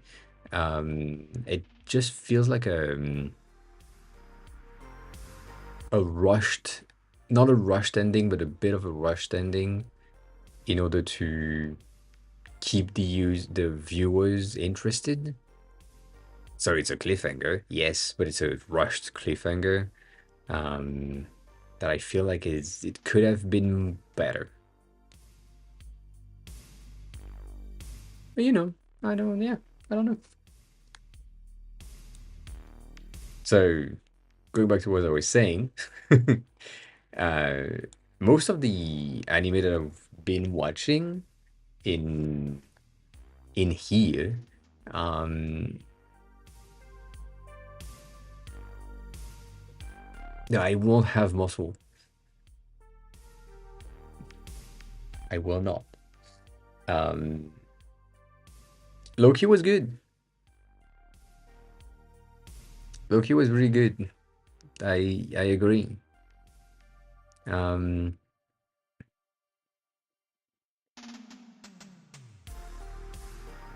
I didn't like it much. Uh, but also, I haven't watched much of it. Like I gave it the I just kept what I think I'm at episode 5 or 6. Um, I've seen the Garden Body for sure, and I'm probably there. So I've watched a bit, but I also watched it while I was in Japan with some limitations. Um, I like the aesthetic of it. Um, but I don't entirely like the story itself yet. So that's debatable. The latest Bleach are great. Mashal is fun. I think I watched the season 2 entirely. I'm unsure right now.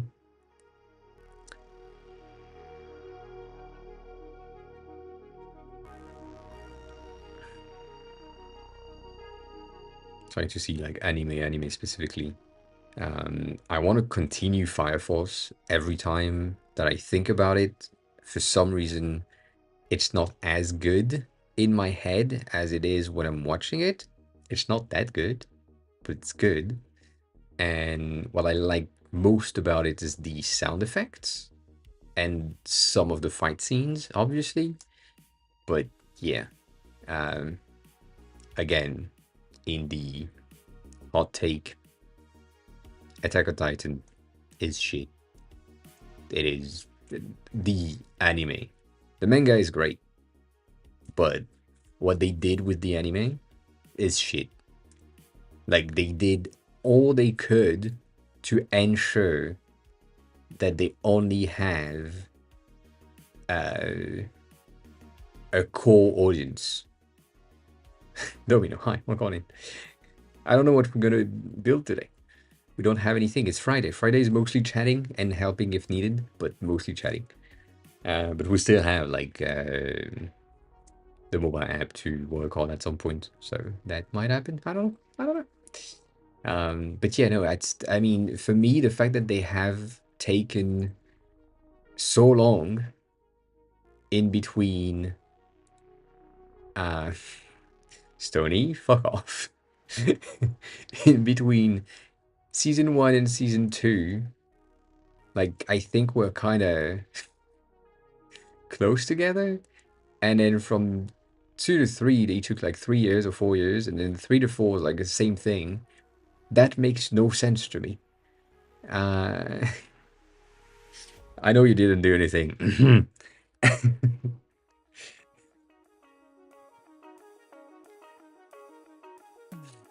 um, so yeah, I feel like they released it badly, and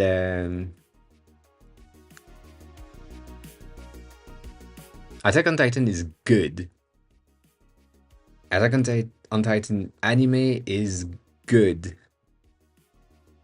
Attack on Titan release schedule is shit and made me hate the anime for no fucking reason. The jump in between season 3 and season 4 with no explanation at all. Like you come out of season 3 and you remember the things, and then you open season 4 and you're like, who's this bitch? I don't know these people. I have never seen that anime. It's a different studio, it's a different style, it's a different story, it's a different place. Apparently 20 years have passed and I have no clue about that. And you expect me to care about these new people that I just met on the first episode? No, I don't. Um, so they're bad, bad.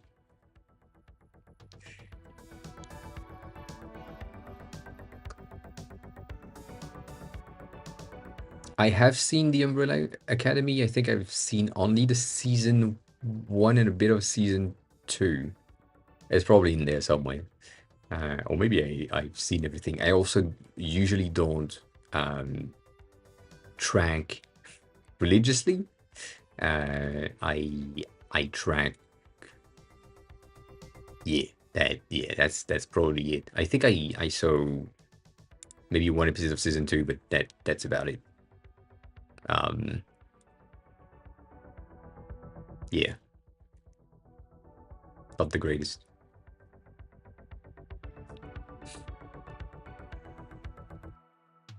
I couldn't watch Steingate. I'm one of these people. Never seen it. I have tried 5 times, and never could pass the episode 3. Never worked.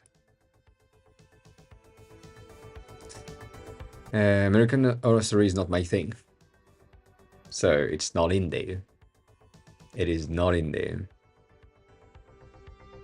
This is, yeah, this one is my first ever anime. For the plot, obviously, it's just titties. Yeah. Um, this is the first thing that I saw when I was, I don't know, 11, 10, maybe. Obviously, I watched it for the fight scene, and it is kind of shit. I kind of want to watch it again because uh,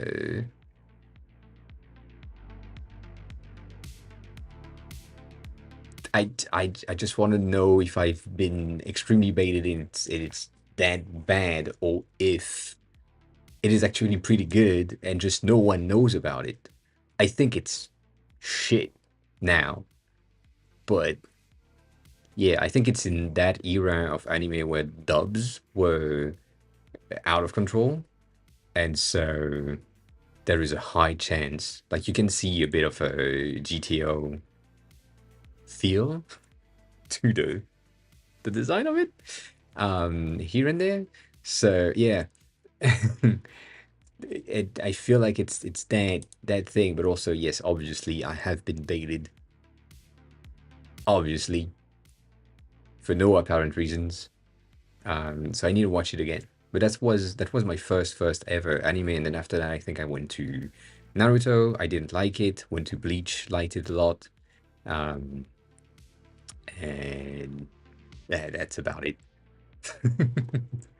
And why not American Horror Story? I don't like horror things in general. Horror is not a genre of TV shows and movies that I like.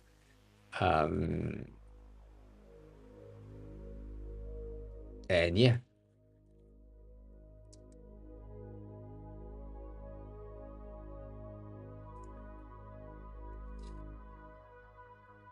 Bleach, the newest, Sassy, if you are someone who likes Bleach and you have watched the latest Bleach, I like it a lot. It's pretty good. It's pretty good.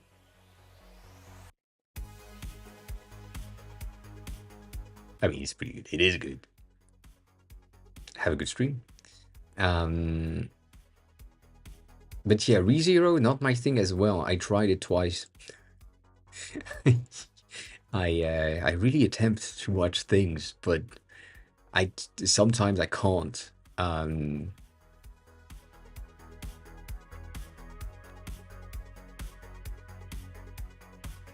the ending of what, Sassy? Have you watched the re-release of the last season? Because there is now, after 11 years, we have season 17, and then apparently I'm missing 6 episodes. I'm gonna watch that, and there is more episodes to come. So if you're reading it, I don't know if it's done, but I think he came back into writing things. So if you talk about the ending of season 15, 16, or just 15, then maybe you would be surprised into the newer releases. What put me off in ReZero? I don't know. It didn't catch. I gave it the 3 episode test like most times, because in 3 episodes you are supposed to have a bit of a better understanding of the place, the world, the intricacy of what happens, and yeah, I don't know, didn't catch on. But as you can see, there is a ton of things in there that I've tried and didn't catch on at all.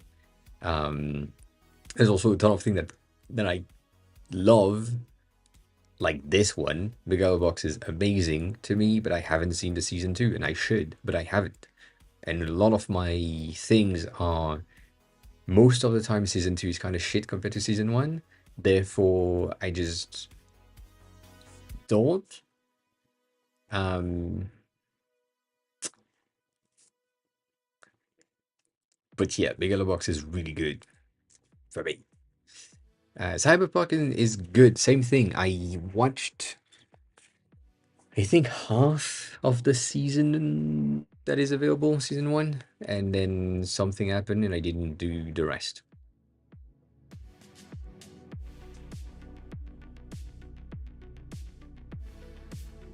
I didn't like Cloak and Dagger, no. I I watched the whole thing though. I think I watched the whole thing in like the whole season 1 in like a day.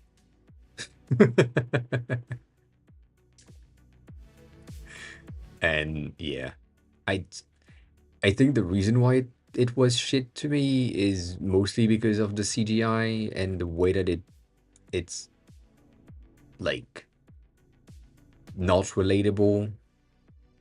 It feels some people are gonna hate me for that. Uh, it feels like Supergirl, and the Flash TV shows to me, which is sad.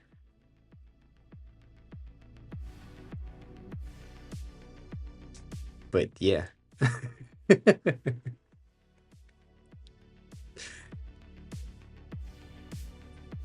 Exactly. Yeah, it's not. It is better, but it feels as if it was the same, which is why I don't know. Didn't like it. Um,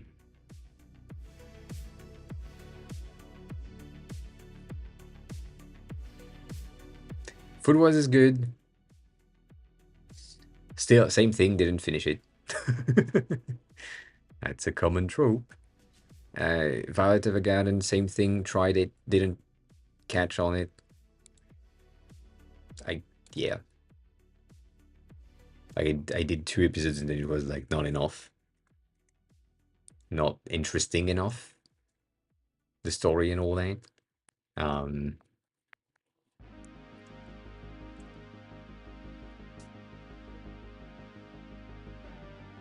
the I personally, I think it was the worst thing in Food Wars. The anti-related reactions to each foods. I have a feeling that this is kind of what makes the show bad, because the rest of the show is really good and the animation is really good. And if you are someone who likes to cook, you could really enjoy that show. But then the other reaction to taste and flavors, I really, is it necessary? I don't know. I don't think it is.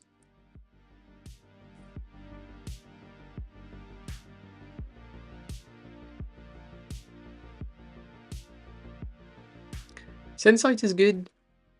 Sense8 is pretty good. They just rushed the last season into basically a movie um, to ensure that we have like an ending. But I don't know.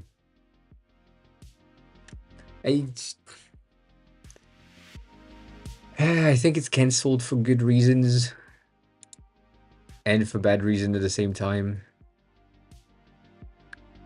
It's a good show. Not saying anything otherwise. It's a good show. It's just it's a bit pushed in some area that there are some holes in the plot, if that makes sense.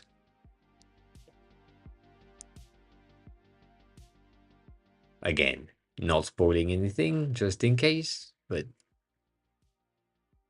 there are things that could have been done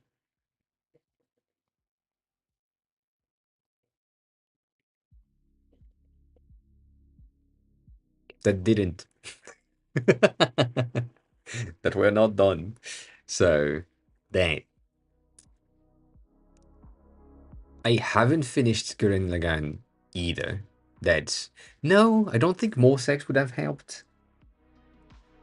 It's not bad, but I have a feeling that the gayness of it being reduced in some point and like suppressed in some department is kind of bad. Um, there is a shortness of sex and nudity. There could be more. We have more scenes that could have happened with things. But yeah, I don't know. Like the whole couple, not a couple section is, yeah. Nah.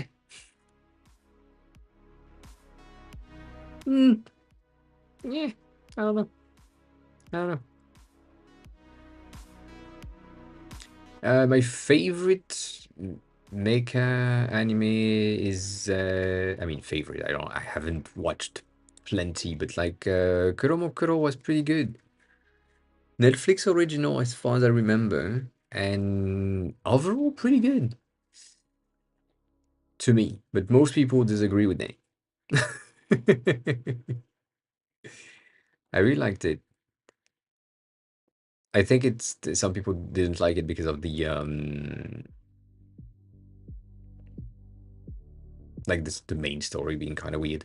Um, I really I like the idea, I like the concept. I mean it to me kind of similar to Kisniver, which if you haven't seen, is interesting.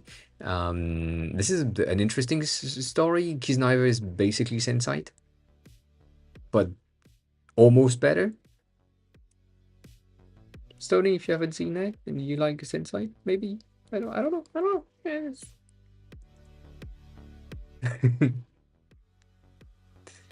um, I can't zoom in. That's sad. But yeah, it's basically 5 or 6 people. I forgot how many.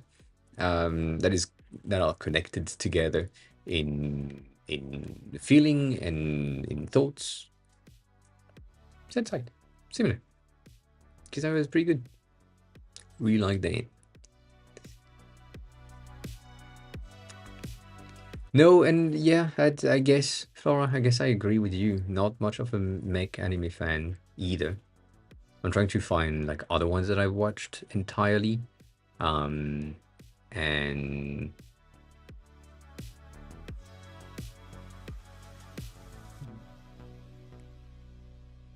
other than Attack on Titan, that is a mecha anime. Um, if you know the reference, you know. If you don't, you don't. It's fine. Didn't finish Ozark because it started as, oh, this is a copy of Breaking Bad, and it was. So at the end, I didn't.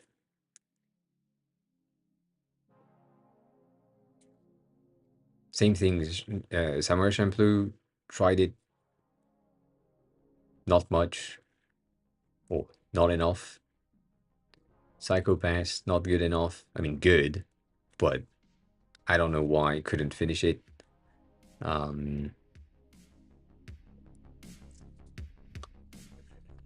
hmm. And High School DD is not that good.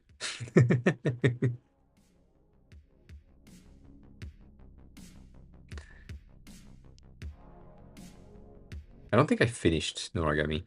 Yeah, I didn't. I did watch Shogun. Yes, I watched Shogun. The thing is, with me watching Shogun, I watched it while I was in Japan, so I didn't really have subtitles for the Japanese bits. So I really was in the same position as the main character,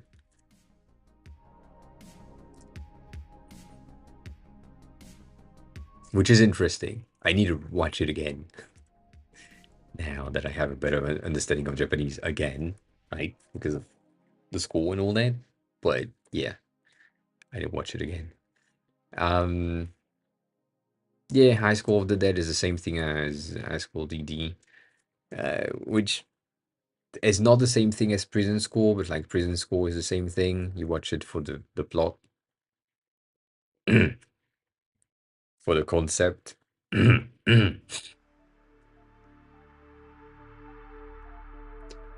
um,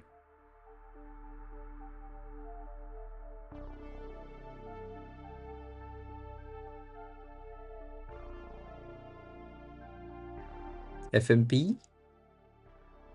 Can you give me the full name if there is a full name? Full Metal Panic? No, I don't think I have seen that.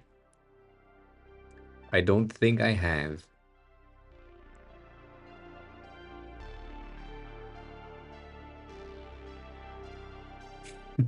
Full Metal Potato is pretty good.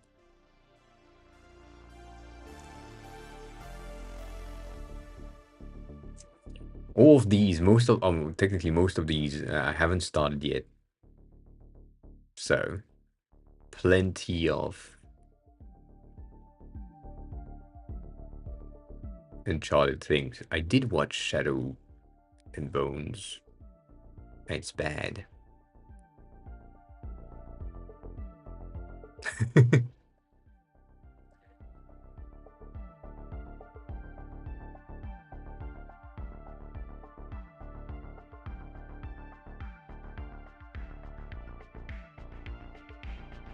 There is one that I kind of need. I mean, need is a big word, right? There is one that I kind of need to watch, which is the something Eternal King or something. I can't with sports anime, so Haikyuu, Blue Lock. Um, I I have a lot of issues with that. I still haven't watched Banana Fish. Still, it's there, unstarted. Um,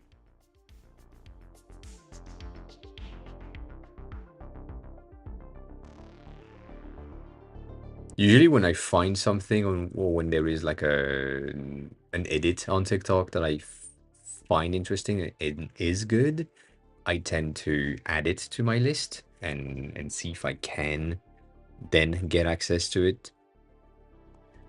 But It takes a lot of time.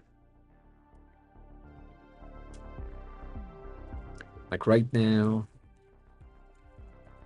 all of these are things that I am supposed to start and can't can't. Basically can't. There's a ton of them that I've watched when I was in Japan and I don't count. Like Beastars, I've watched the first 8 episodes, I think, of the first seasons with my ex, or the full first season, but because at the time I didn't really understand Japanese at all, and also uh, that was just my ex, so I didn't pay attention to what was happening on TV, if you know what I mean. Um, so I don't really know if what happened. I saw things, but that's about it.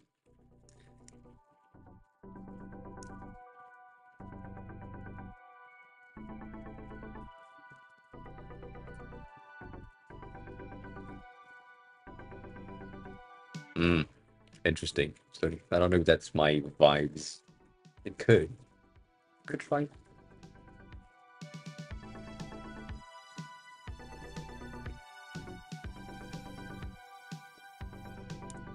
This one,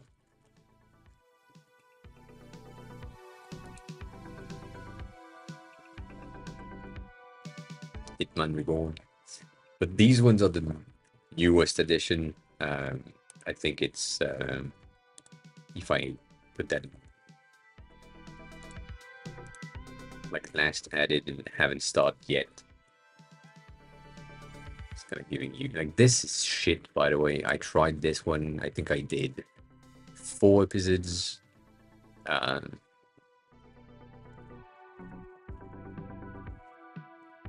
Maybe a bit more, but yeah, it is bad. It is bad. I haven't. I haven't. It's part of the thing that I've seen and seen a lot of edits and cuts and shorts elements of, and it doesn't appeal to me because it's a gambling thing. From the outside, there is probably a ton of other things going on, but it doesn't appeal to me from the outside, from what it seems to be. And again, I don't know what appeals to me anyways. It's plenty of different things. It's the quality of the animation, the quality of the drawings. The story is not necessarily gonna be important in the beginning. Like I don't give a shit about the backstory of what it is if there is no like if the animation is not good and I don't like what I'm looking at, but the story is amazing. Um, I I don't know. I know that Made in Abyss is in my list as well. I kind of need to watch it at some point. Might not. I don't know. It's in the same department. Like there is so many people that have said Made in Abyss is good. Therefore, you need to watch it. Therefore, I'm not watching it. Um, yeah, Estonia. This is one of the others. There is plenty of the a certain something. uh, this one, certain scientific accelerator, or Raygun. The others, um, they are in the lists. They seemed interesting. I think I tried one and um, it didn't really work. There is this one that I kind of want to watch because it's Chinese animation, but it's not available anywhere legally. Um, it's a Chinese anime, so that's interesting for me to see how they do things. The same thing as uh, God damn it. Solo leveling. Solo leveling is Korean animes, manhwa, and that is an interesting things as well to see how they do the animation, the storytelling, and the rest of all things. But yeah, this one is really interesting, mainly because it's Chinese, not Japanese, and because it's also looking really good um, from the outside.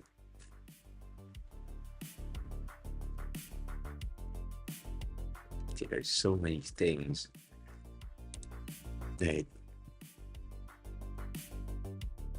Oh yeah, yeah. The English subs make it works for sure. And a lot of people are saying that right now we are waiting for Don Don Don. God damn it.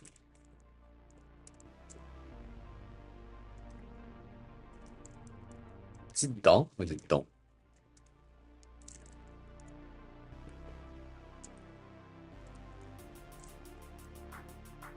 Yeah.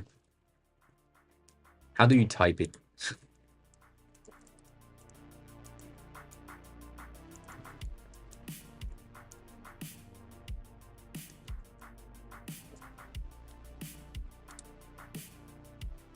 That's the one?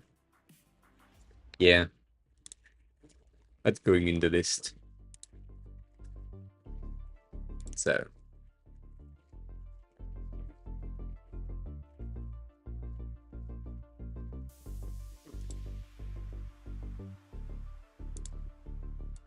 that's for another 45 days, god damn. Anyways, all that right now in Anime Land, I don't know if I can find it quickly. Um, Personal favorites is this one.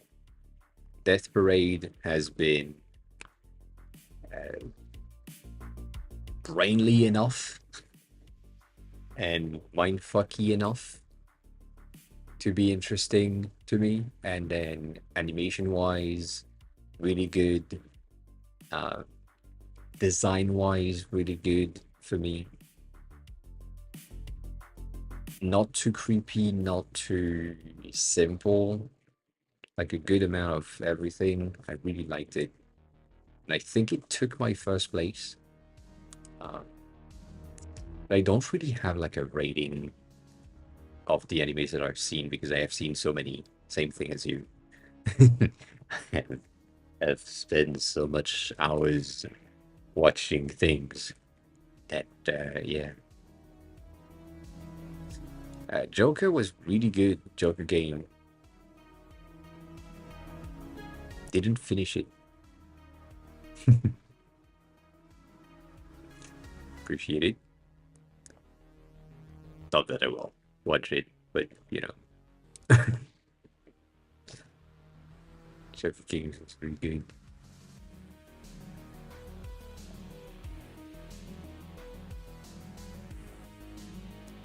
I think I have. Uh,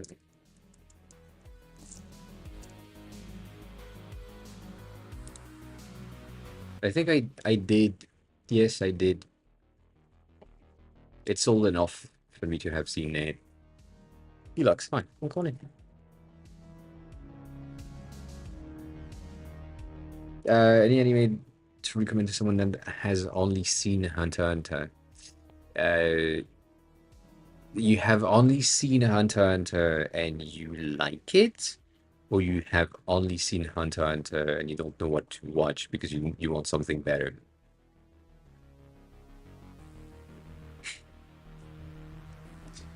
I have never. Same thing. Uh, I tried 6 times to get into it. Couldn't. Because for me, Hunter x Hunter is a copy of other anime that came before, and I have no interest in that. The thing that I would recommend would be going into an anime that is shorter, because Hunter x Hunter is extremely long, and apparently it's continuing now. Um, I would go for something like a 12 episodes or 20 24 episodes. Right now, yeah, that's an option. Right now, I could say yes. Uh, Jujutsu Kaisen would probably work.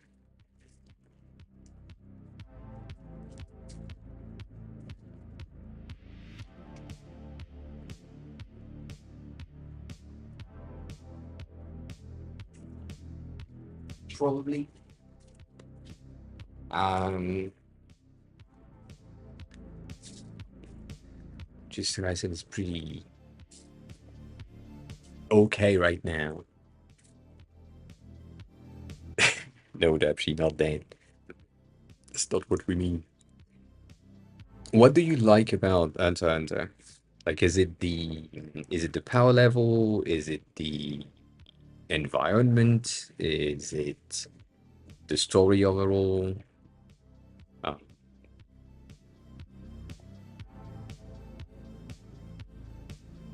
Oh, it's also extremely slow for me. Um,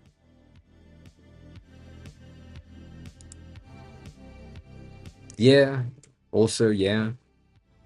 Kira for sure. Gone is shit. Sorry about that. Um,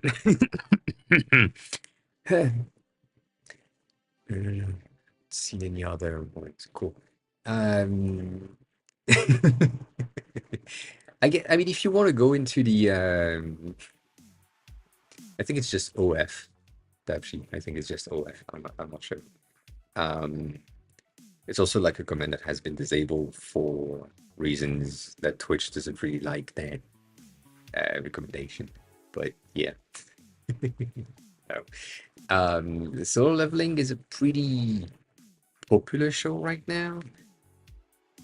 The main issue that I will have to recommend someone else's shows that I feel are better than Hunter x Hunter or are the predecessor of predecessor? Yes, the one that came before, as in Dragon Ball, first of its name, then Dragon Ball Z, then all the other activities. Um, is gonna be what basically created Hunter x Hunter afterward. But because the pace is so slow, because the era of understanding is different, um, I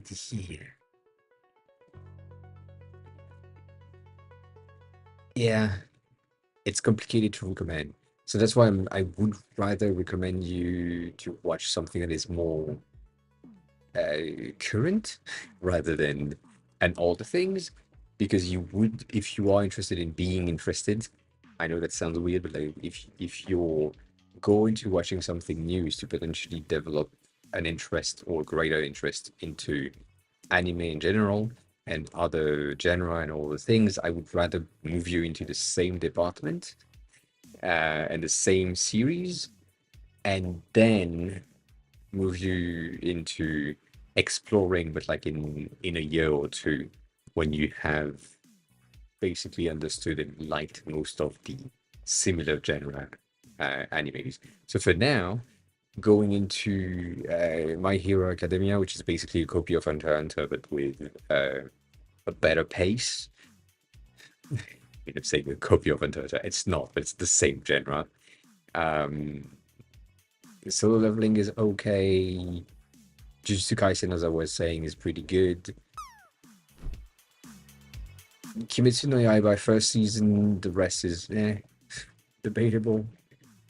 Uh, Solo leveling, why not? I feel like I said that twice.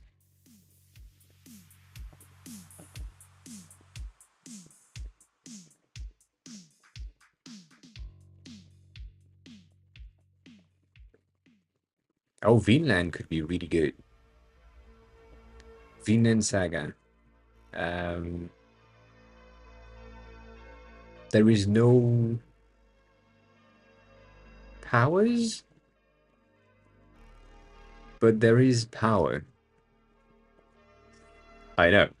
That sounds weird. But yeah, there is no powers, but there is power. Um, season two is I don't know. I can't talk about it because I haven't started it. I don't know. That's why I can't talk about it. Um, but yeah, Vinland is pretty good. It's I would say it's one of my favorite-ish. That got one. Good day, afternoon. How are you? How have you been? How's everything? Uh, what do we have with like a singular bitch that is trying to reach the top, other than uh, good job, other than Dragon Ball? I mean, any any shonen is going to be the same thing. That's the main issue that I have. Uh, once you've seen so many, you're like,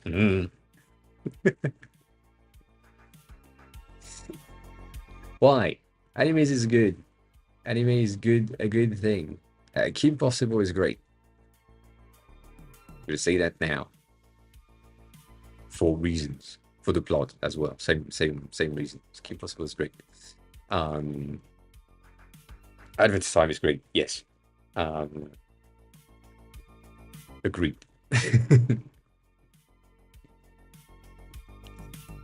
Um, I'm really limited in the recommendation. Uh, Elux, because like you mainly said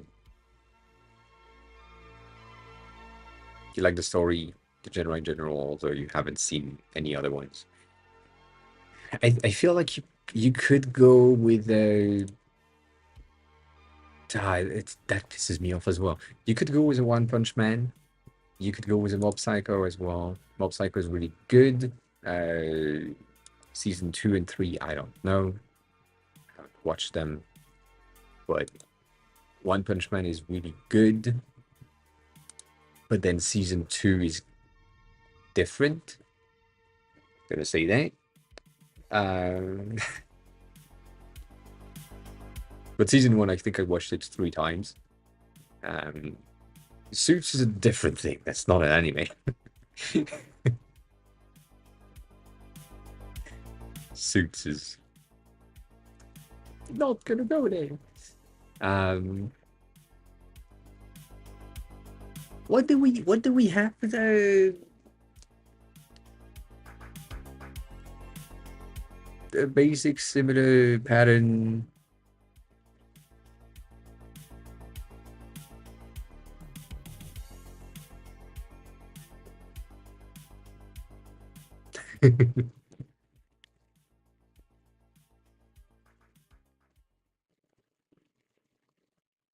I guess I don't want to recommend the older things yet. Again, from what I said, because if I give you what I feel is good and similar to Hunter x Hunter, which is like Dragon Ball and uh, One Piece, older version. I know there is a newer version coming in, so maybe wait for the newer version if you just want a different pace. Um, Fullmetal Alchemist, all these things are really good and are in the same like shonen era of main protagonist needs to get stronger in order to defeat someone that is stronger than them, and then defeats them, and then get stronger, and then get defeated, and then needs to be stronger, and right character arcs and all that. And if you go into the older versions of the animes, you are gonna have a bit of an issue with the pace. The main pace of animes in the past is extremely slow. Um, most of the anime that I'm watching them at 1.5x speed, if not 2x speed. Even the newer ones, because It's just better. But to me, into my brain, yeah. But yeah, if I give you like some other things, nah, I feel like you would probably not like it. So I think One Punch Man, Mob Psycho, Solo Leveling, Jujutsu Kaisen, you'd probably be good with all that. And then once you have watched these things,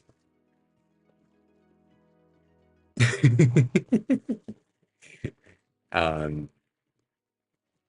Hunter Hunter is not beginner friendly. Um, it's a more, I would say it's a third or fourth anime thing, specifically now. Like a lot of people would say, go watch Attack on Titan, which is yes, 100% do that. Um, but uh, that's all. Um,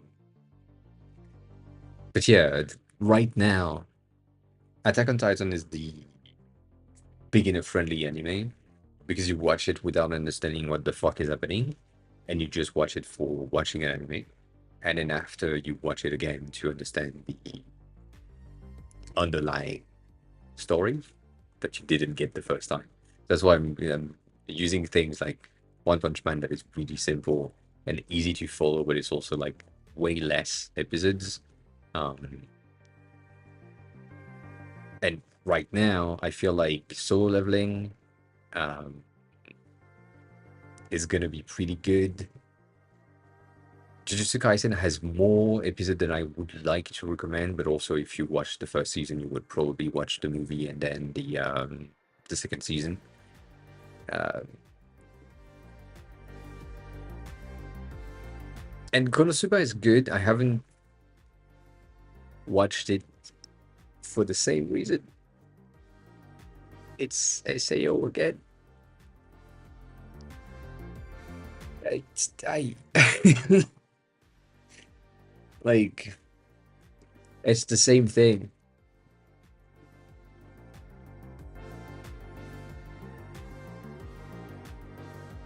I don't like remakes of remakes, but yeah, they are all the same thing. So yeah, I wouldn't say it. I wouldn't say Hunter x Hunter is a beginner anime. Um, I have never heard of that.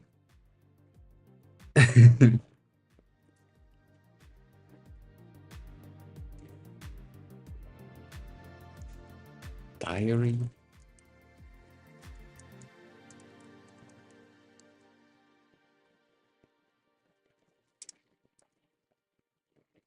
I have never seen that.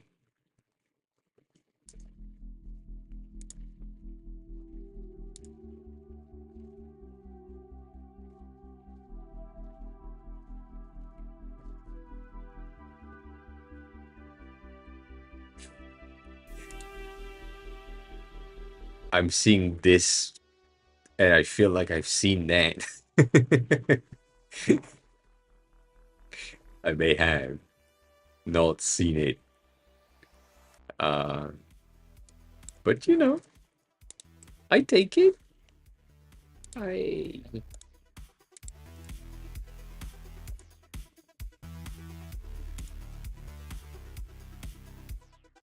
yeah. Oh yeah, and that's a 12 episode per season. Yeah, that's a one Saturday um type of thing. That's good. So yeah, Elux. That's also one of the the thing that I kind of recommend, like being able to go through an entire season if you really like it in one day, because that's usually what you do. It's a good thing. So having just 12 episodes and be done with it is fine. On the similar thing, I think Mashal is pretty good for that. The first season was like 12. Yes. First season was 12. Second season was like 12 as well. So you go fast in watching the entire thing. I watched the entire thing, both of these. And that helps. Mashal is pretty good. Like Magic and also Mashal. Uh, it's a basic trope of guy goes to magic school with no magic. Once you've seen one of these anime, it's not really overpowered, dude. It's just like guys goes to magic school without magic, and then there is like 50,000 animes that have guys go to magic school without magic. It still figures out, right? Gain magic, doesn't gain magic. There's like plenty of options, but overall, the Mashal was really good. Um, yes.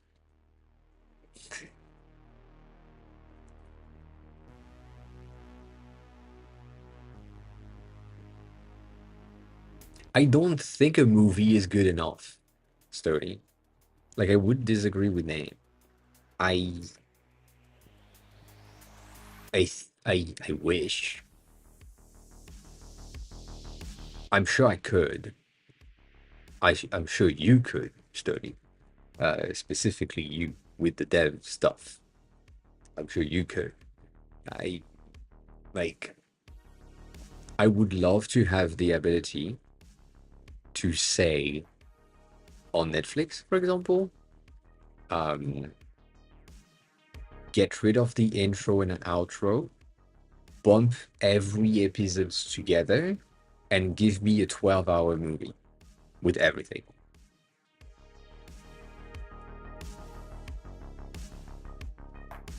Then, if that's exactly what you just said, yes. Yes. I would love that. It's automatable ish. The main issue is that some, some, uh, some anime have the outro that contains important informations. Like some animes continue the episode throughout um, the the outro, and so that's why Netflix is pretty good. And Flora, I know that Anime Wave has that, but that's not exactly the same thing. But it is. Um, Netflix has the button, so if you want to listen to the intro for once, um, you do. Like what I'm doing most of the time. Uh, right now, I'm watching My Hero Academia, which is shit. Again, I need to reiterate on that every time. It is shit, but I'm still watching it. I will skip the intro and outro every time, except the first time it comes in. So that way, the first episode of the season, I um, I I watch the intro, so I know the song that goes with it. I watch the intro on the first episode, and then after that, I'm skipping everything. And I'm also watching the entire thing at like 1.5. Um,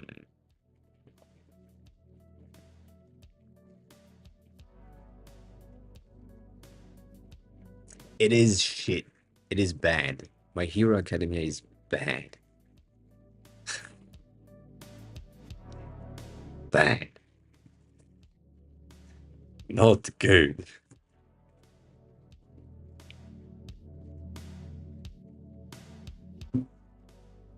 There are some underlying things. Again, going back to what I said earlier, there are some underlying life lessons happening in the anime, but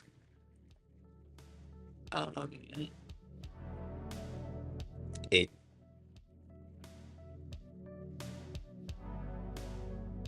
the rest isn't life lesson enough to be upping the amount of life lessons is not high enough for me to count them as positive for the show, which I know is bad. Um, and study that happens only if you don't click the next episode manually and you just keep the next episode going through 5 times, I think.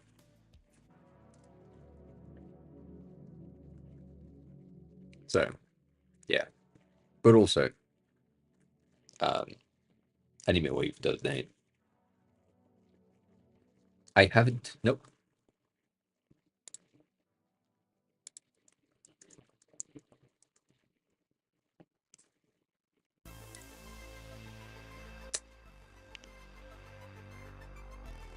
I haven't seen that.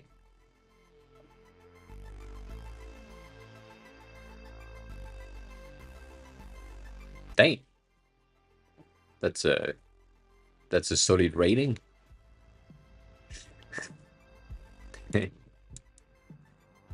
That is a solid rating. God, dang. I I have a bit of an issue with that um, rating, community rating on this app specifically. I don't remember what database they are using for the app itself, but community rating is always skewed because the only people that go past the first 3 episodes are the people that like the show. Therefore, um, the rating are going to be pretty okay most of the time, unless people have watched the thing to ensure that they can say they've watched the thing and then tear it apart, which is what I'm doing for My Hero Academia. Um,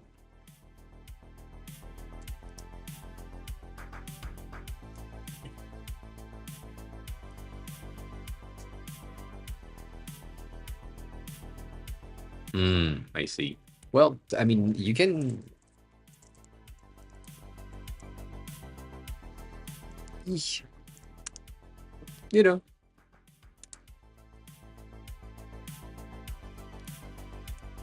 maybe,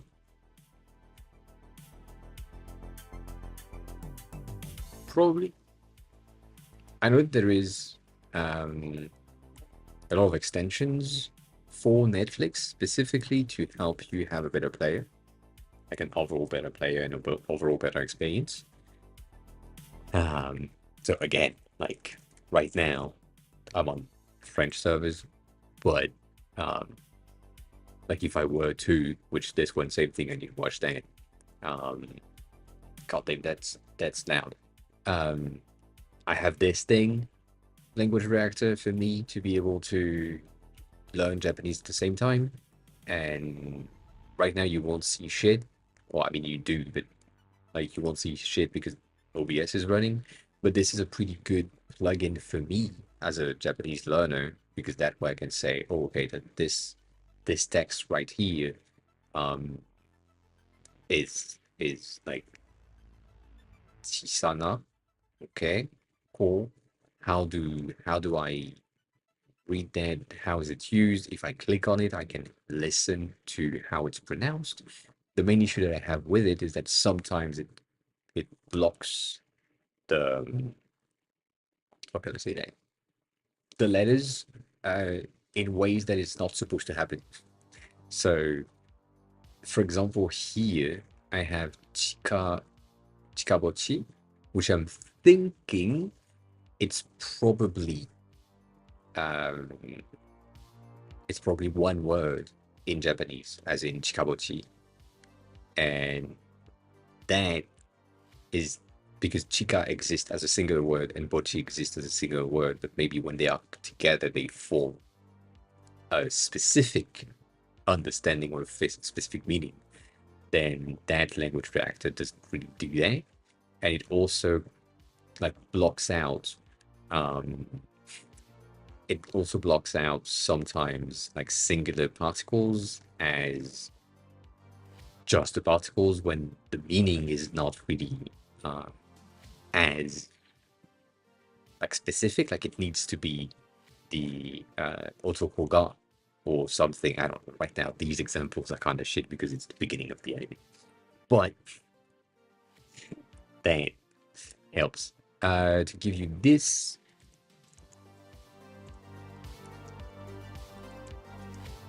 I'm gonna do that. I'm gonna hope this works. I think it will. That is language reactor, and yeah, that works everywhere. Cool. And language reactor is basically the add-on that I just used, which gives you the ability to just have your uh, subtitle in the language that you want to learn, and it uses the subtitle track that exists. You can store the words that you don't know.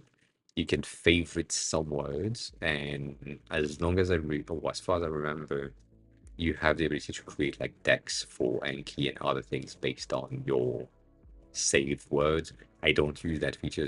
I'm just using the harvest state 90% of the time because it makes the thing way much easier for me to just harbor stuff. The thing that I've been doing lately is just having that with without the English translation, just the Japanese translation, just having reading or forcing myself to read the Japanese. It's hard, but it works. So that's I guess that's good to know. But yeah, it's pretty good. So for that, that's the add-on that I'm using.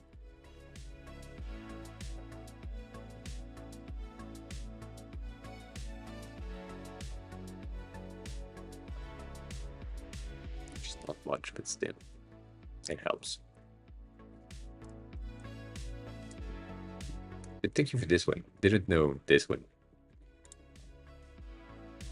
Kind of fun to have that as well.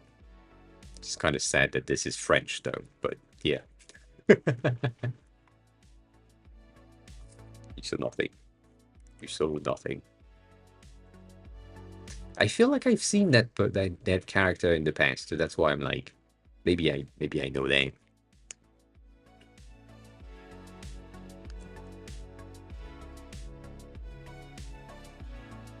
Because it's French. French is bad. Pretty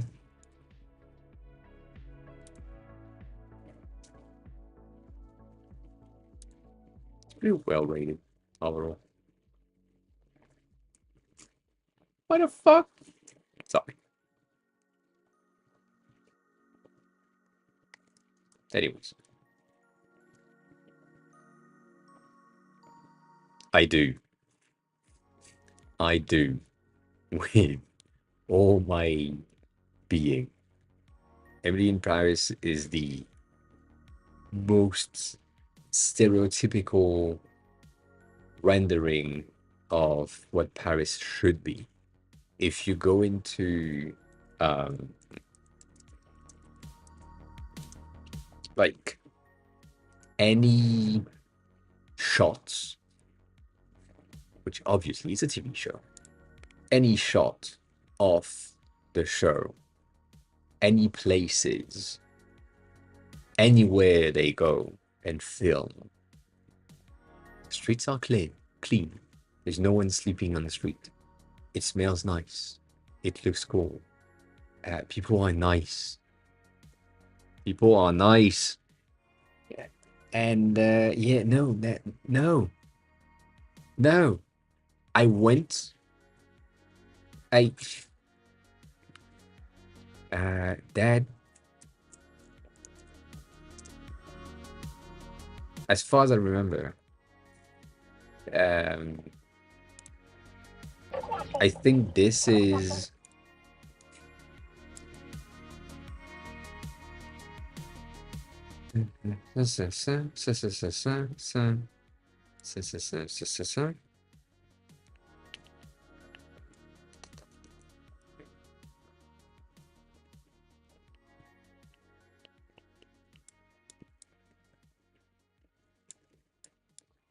Is it this one? I think the restaurant in question that is on that picture there, this one, is here. In one of these placement, obviously I'm not finding it. It's there. There. That thing. That thing. Right? Geoguessr me for French. That is the state of this section of here, right? Which is the cleaned out version, because that restaurant is a very expensive restaurant. You go here, you have piss everywhere. You have disgusting things, not cleaned out stuff everywhere. This entire street smells like piss because of that single thing at the opposite side, which is right there. This is a public toilet type of thing. That thing reeks from here to the other side. It's just this one, the other ones, all the shit that is in there. Right now we have, like, obviously we have some homeless people that are here. The streets are absolutely disgusting. The walls are absolutely trash. And then you have that. And you expect this to be what you will have when you come to Paris. Like, you think that this is France and Paris specifically, and everything looks cool and clean and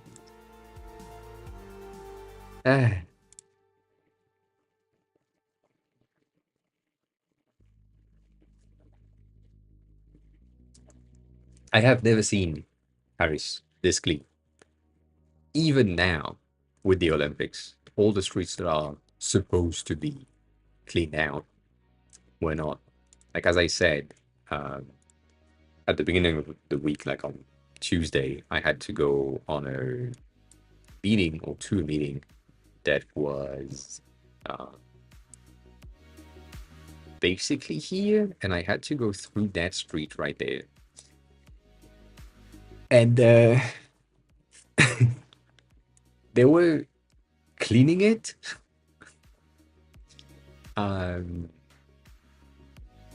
They were cleaning it. So there was the mini car with the power wash and all that. That makes the street smells like piss even more, because it rehydrates the dried piss on the walls and doesn't take it out. And this entire street is just like it. Nothing is clean. Nothing is open. This building is falling apart.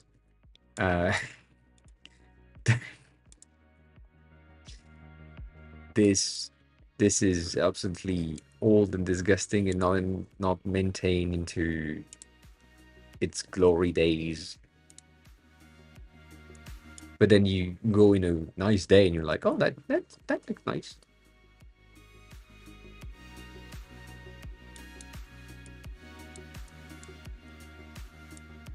I get it.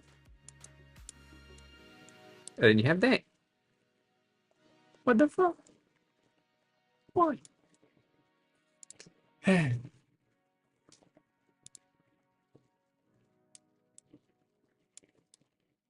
The worst thing that we have is footballs matches, soccer players matches, things. It is the most horrific sight in the morning. If you are someone who is waking up early and going to the gym, which is my case, and I used to live right there, touristy place, whatever. But that used to be where I was. And specifically that building right there. That street is not clean. That's gonna be the first thing. Why am I going in?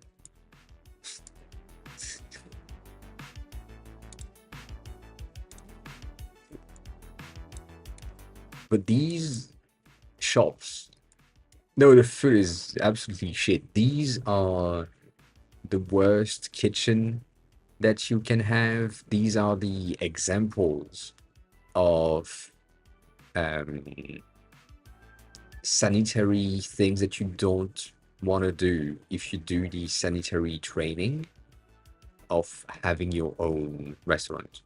So they take these shops as examples to give you like a bit of an idea. Um, yeah, that entire thing is just disgusting. You have food on the floor everywhere. You have trash everywhere. You have a lot of trash like right in that street right here, exactly like that.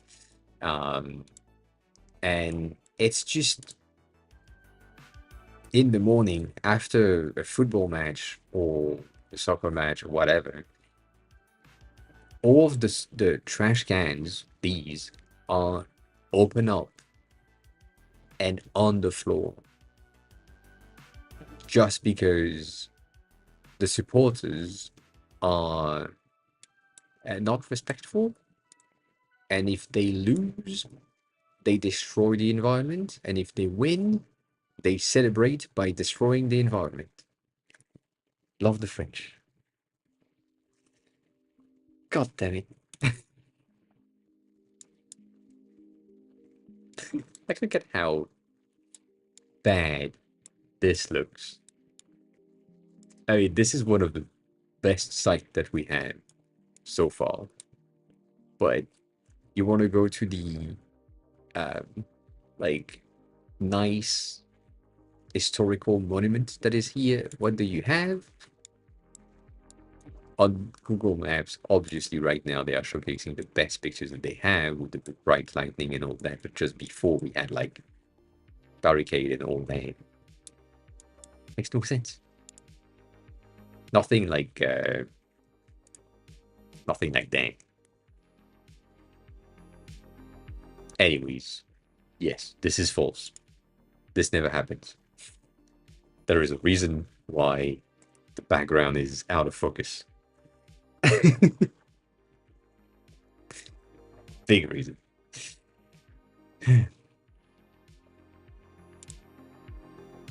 This makes no sense.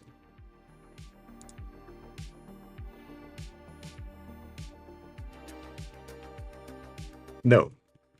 No, the fashion is absolutely not what Parisian wear at all.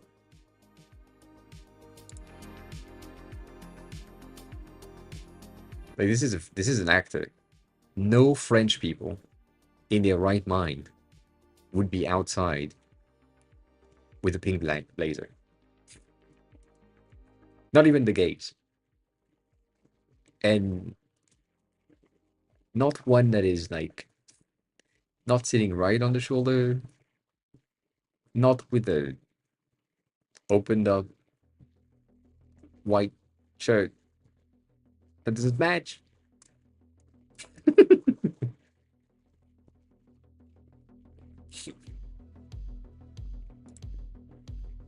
This is more of a French style. That, yes. God dang. This entire thing. I hate it so much. Like, I don't think I have seen one guy with suspenders since some of my friends wore suspenders when we were 18, 20, 10 years ago at a bar. Yeah. And then her fashion is just the point of attention of the show, obviously. Um, most Parisian, like,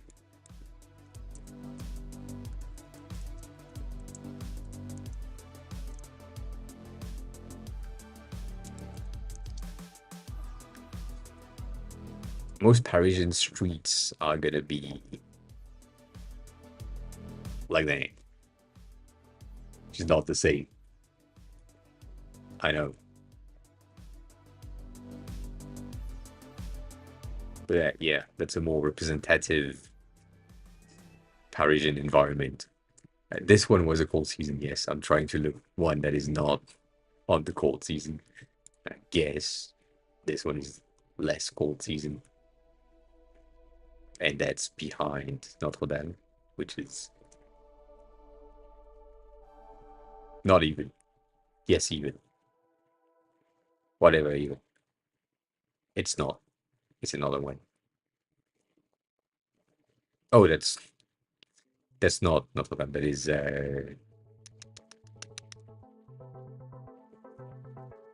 that is Saint-Eustache.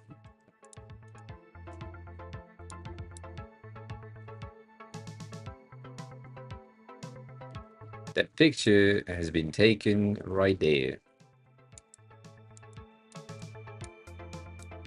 When I say right there, I said right there, not right. God damn it.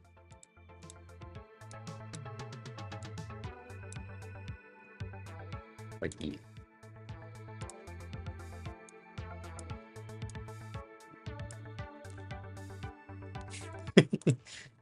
Geoguessing today. That's what's happening. Um,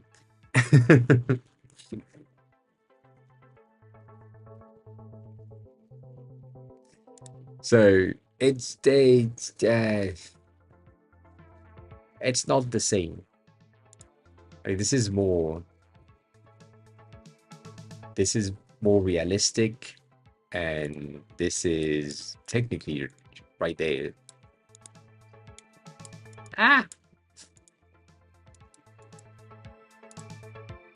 no, not that. Get the fuck out. Just we're just gonna go through. It is right here. Picture taken.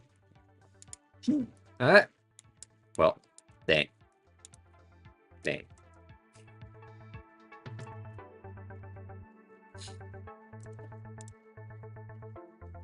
As you can see,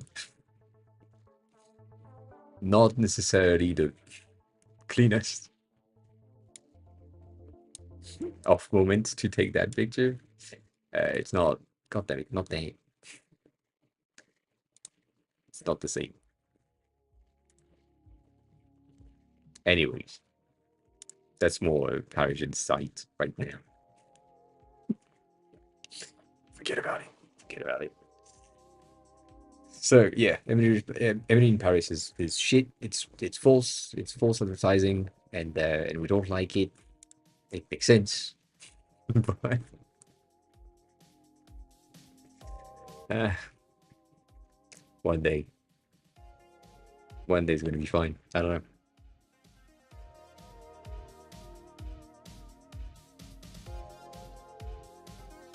Ah, god damn, god damn.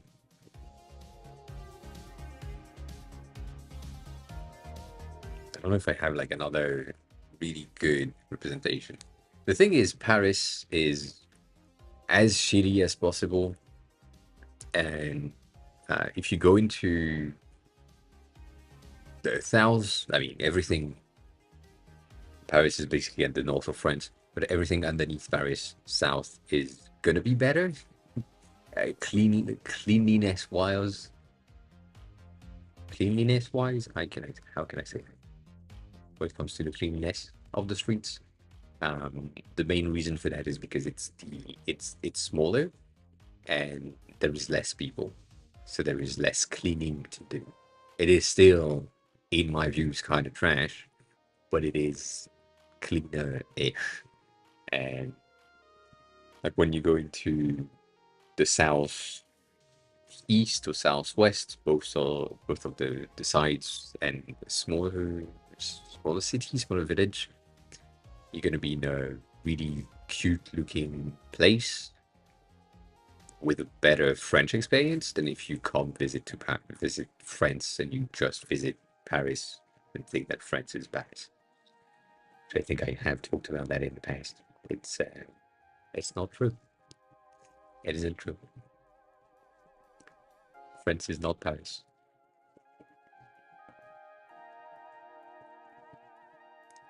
Um, I didn't really have uh, an assumption of Japan before I went there, other than technologically advanced and clean, because that's what people have been saying.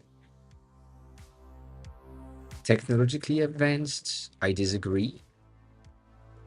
I think they are late when it comes to tech. Like a lot of tech are just outdated. Um,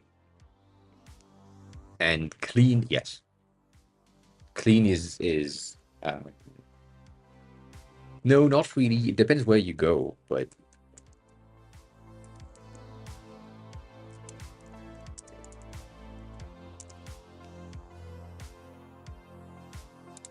basically, if I go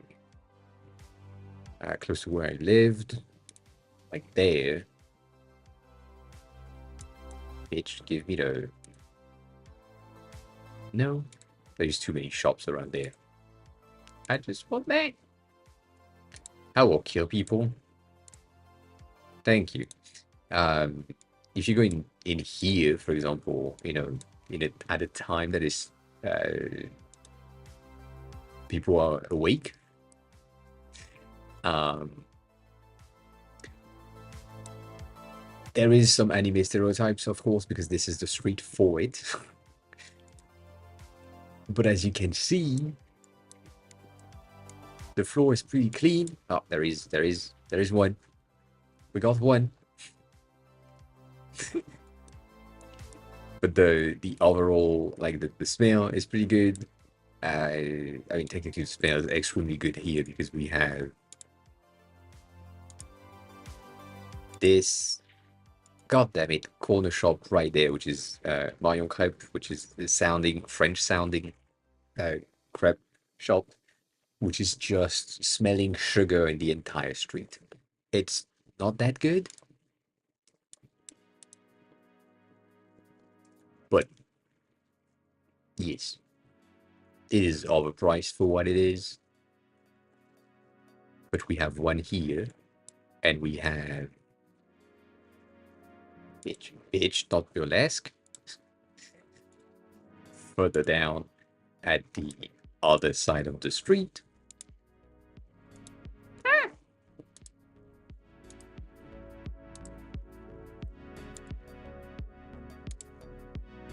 Right here, another one that basically does the same thing, but in cones. Have you ever tried those hot drinks, something in the vending machine? Not the hot ones. I do some of the cold ones when I need to, but I regularly avoid it because they are more expensive than if I just go um, to someone else. So, for example, we have, as far as I remember, we have a vending machine somewhere around here. But we do have like a family mart right here, which is a convenience store. And in there, the water is going to be cheaper. The Red Bull is going to be cheaper. The Monster is going to be cheaper. Like everything is going to be cheaper than the vending machine itself. So because this thing is all open 24/7, I'd rather go there rather than go and find like a dang bitch. They don't want to put me in front of it. Dang.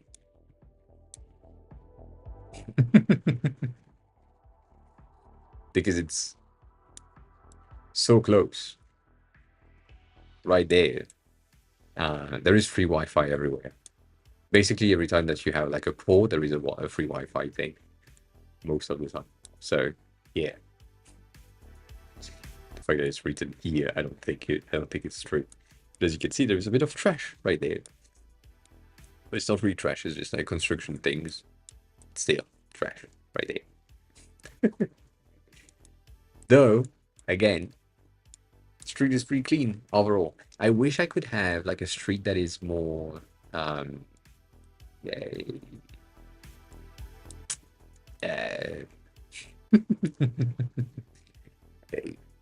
representative of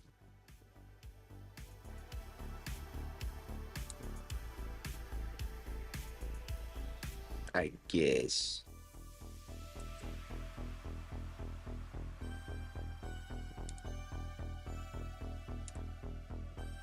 The stadium is where I used to live.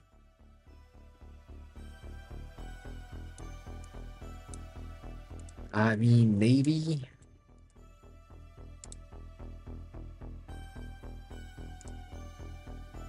Yeah, I doubt it.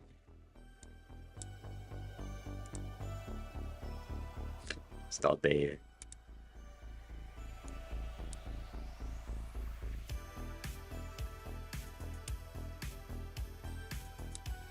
Yeah, I used to live there. So stadium there. My hospital is right there. So that's pretty good. Where I will, when I will come back, I feel like I'm gonna come back around here, um, or around there. Yeah, I should uncheck this one as my home because it's not my home anymore. Might be extended. Um, I kind of want to have kabukicho. That makes sense as a presentation of how much different it is, but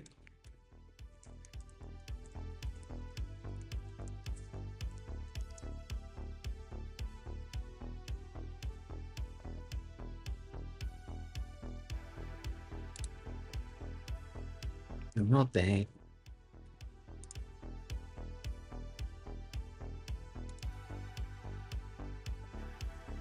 Just be in the street, like right there. Can I do that? Not that. God damn it. Yeah, there is door everywhere. It's one of the issues that we have because technically the floor is not a floor. What you have at the surface is the street, but underneath there is stores everywhere. So if we had the ability to scan down, we would see things everywhere, which is kind of uh, uh,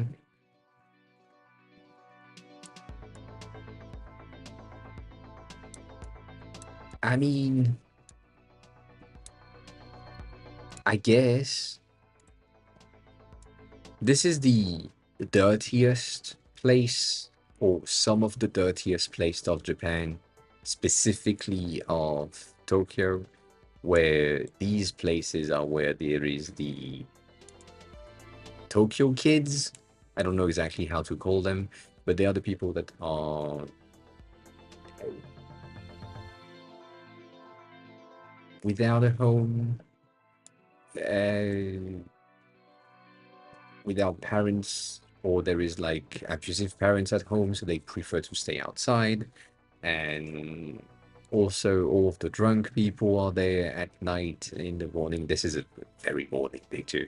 Um, but that's a place that is usually not clean. But then when you compare that, that's gonna be a me thing. When I'm comparing that not clean here to the not clean of Paris, this is extremely clean. Like this is clean. There is no questioning. This is absolutely clean. Um, yeah,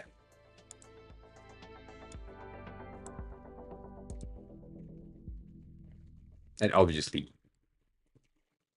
like things are clean. I don't know. I don't know what to say. Things are fucking clean. Um,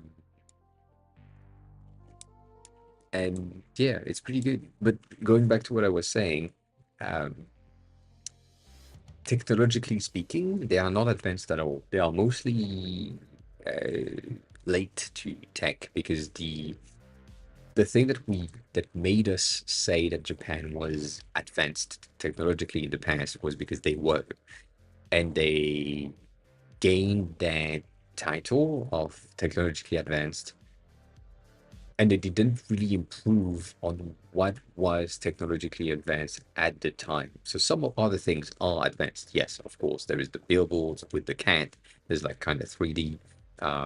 There is like plenty of things that happens that are advanced, but all the things that used to be references as technological advancement of Japan are still the same as they were in the 70s. And it's now not advanced at all. It's mostly old. So the tech in the houses, the the doorbell, for example, of the interphones and all that are kind of old. The cameras are old. The toilets are new, obviously, because they are known for that. But the floor heating is old.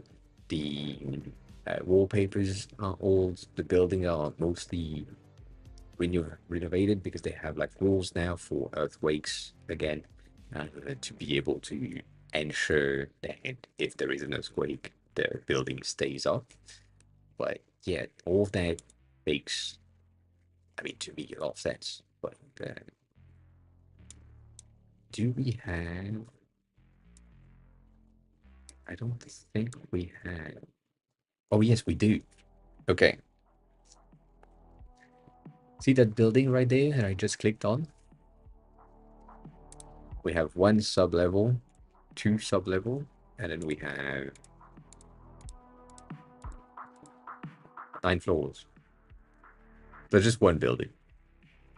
And that basement two, so underground two, is where the store stopped. Underneath that, there is the trains, which can go 2 levels. Um, and yeah. So basically, wherever you are, uh, you have things underneath. And yeah, you don't think about it most of the time.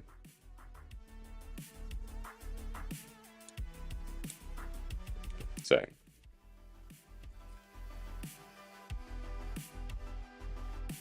I mean, I lived in there specifically, in that area for a year. So I went everywhere. I mean, not everywhere because not all of them are interesting, but I used to take like 2 hours, 3 hour walks every day, when I was there. So I walk around, look at the streets, the shops, the things. I'm not really going in the shops, but it's a fun thing to me.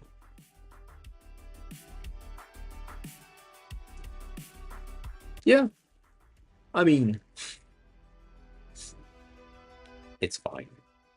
I guess if I do that, you have a bit of an understanding of where I've been.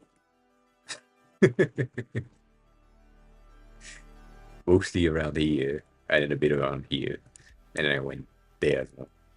I don't know. This is a pretty good place right there. This is a teeny tiny island, um, which is called Enoshima. There is a lot of known things around here, and God, that doesn't work. And that's the view. It's really cool. And at night you have the illuminations, um, for the garden at the top. The thing that is sad about that place specifically is that I arrived to see my friend, and we were like, I arrived with the train. The train arrived, if I remember correctly, I think right there. That's the Enoshima station, or maybe it's the Katasei Enoshima where we went. We went to the aquarium right here, and then from there we decided to go for on a walk and then go into the island itself. And we had a bit of a walk. So the bit of a walk right there. God damn it! Again, give me a street view things, you bitch. Cool. From here, you have like a bit of a touristy place, which you have that magnificent gate, and then from there, it's the ascension to the top of that island. Doesn't look like it, but it's a bit of a steep Um, Steep climbing. It's pretty neat. And you arrive there, you have a big ass story gate, then you have stairs and stairs and stairs and stairs and stairs. And then you're at the top, which is fine, right? You climb, you go there, you expand your walk to that section. You go to the being asked tower that I showcased a second ago. You have the illumination right there. And then you see that the roads continue. So continue, you go down. It's a bit of a labyrinth right here. You arrive on the coast around here. And then when you arrive there, you go down and then you enter this thing. And this thing is telling you that's underneath the mountain for all good. And then at the end, you arrive here. And that thing tells you, yeah, you can't go further. You're blocked now. So in order for you to go back out of the fucking island, you need to climb back all of the stairs that you just climbed down.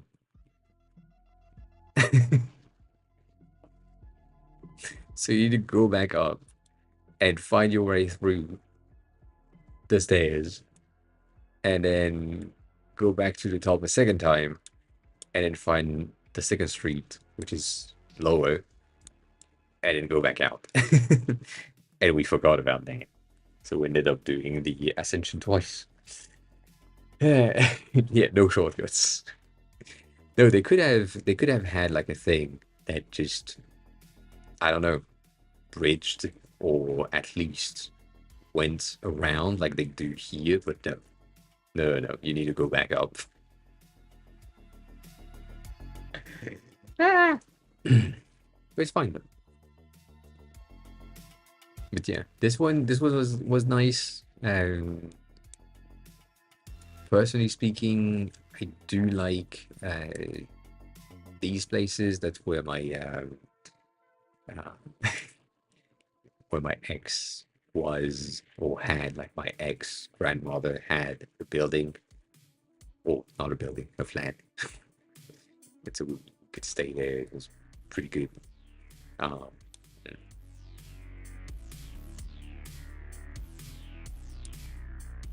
and then we went here and here. Yeah, she's Japanese. So, yes. Still lives there.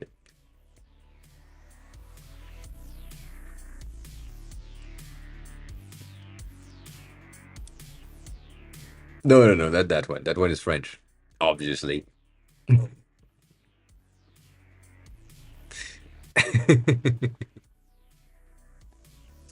We went up to here or here. I forgot exactly where. I don't worry about it. It's fine. But all of these things are really, really good. And that crack is the crack that I was talking about earlier about the earthquakes and things. The earthquake that happens at the beginning of the week is happening right there, as far as I remember, which is right on that tectonic plate that is trying to fight this one and this one. And I mean, these three are basically fighting for their lives. And so that's where everything is cracking. So when this one happened, it's the top of the plate that is trying to go on top of these ones. And when this one is cracking, is where the bottom one is going underneath the other ones. So right now, because this one, this plate right here, is trying to get underneath as much as possible. That's where we are saying that this is going to be like a massive one when it breaks. And again, because Mount Fuji is here, the ashes and things are right on top of Tokyo. So, I think, yeah, I feel like the Philippines being like here, probably gonna feel something. But then again, right? Japan is getting 1,500 quakes per year. Um, not big ones, not big ones, but they get 20% of the world's earthquakes right there, right on that fucking thing, and it is on top of it. So yeah, it makes sense. To the Philippines, yes, we pretty much feel it. I remember that last year there was like a big ass one in Taiwan. I think it was in Taiwan, like a 7 point something, and that was massive and destroying a lot of buildings as well. I don't know if it was Taiwan or Vietnam. I forgot. It's kind of similar area. Um, I mean Taiwan, Taipei. Yeah, yeah, yeah. um, but yeah, that is. I mean, it makes sense that they have like so many earthquakes when you look at tectonic plates where there is like the both plates trying to go one on top, one underneath is basically all that, and on the other side, it's kind of clean. You have these ones as well, like moving around like Alaska and things, but then you have some earthquake in California and Mexico, Guatemala, all that um, that do happen. We had one earthquake in France, as far as I remember. It was like a magnitude 4 or 5,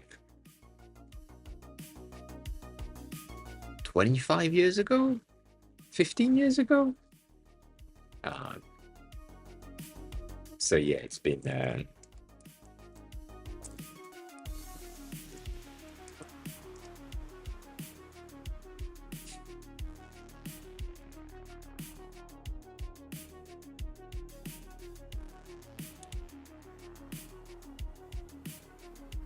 apparently we have some.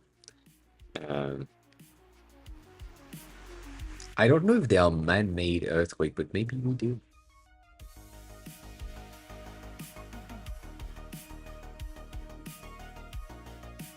Yeah, big, big ones. Um, I don't think people would realize and feel 2.4. Like it doesn't feel like a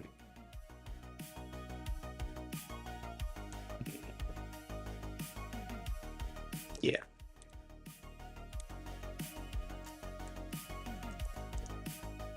I can't type earthquake apparently. Yeah. Um, that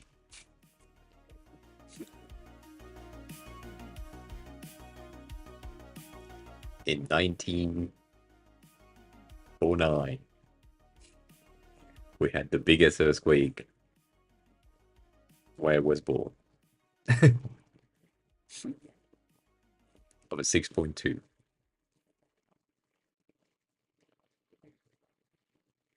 Which, you know, um,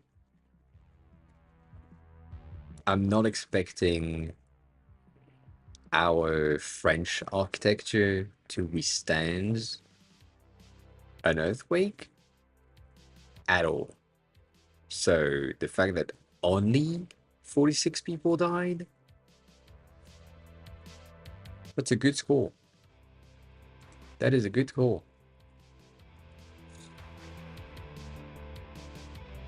Yeah.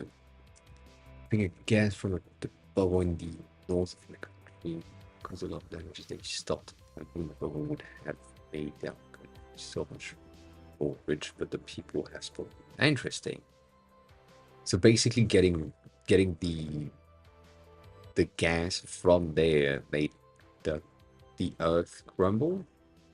because it was probably pressurized, I guess, and therefore creating an earthquake.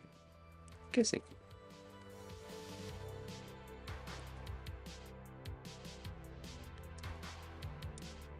I'm doing that.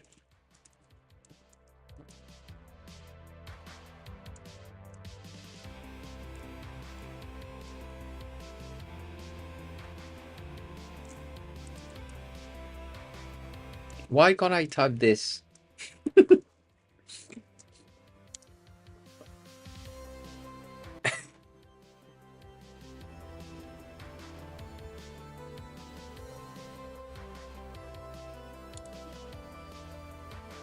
I see.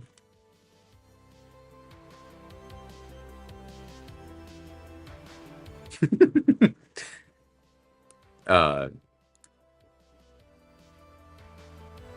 you don't want to know, but that town has a French name. No, I know it's Dutch, but uh, I know exactly how the French would pronounce that, and it's bad. Eh, don't worry about it. But I see. I see.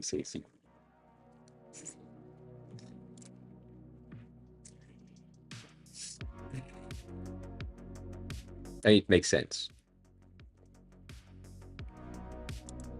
It's interesting that you have all that. It's more funny if you understand French than if you don't, because otherwise.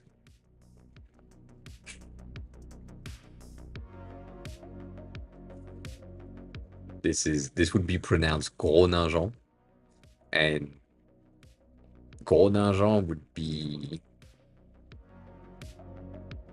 gros as in big, nain as in dwarf, and gens as in people. So this is the big dwarf people place.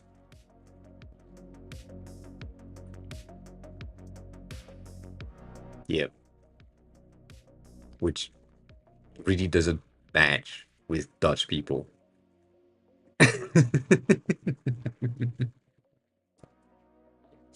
It's kind of the opposite. Unless you tell me that the North people are smaller than most of the Dutch, therefore, therefore I'm good. But I doubt it. I doubt it.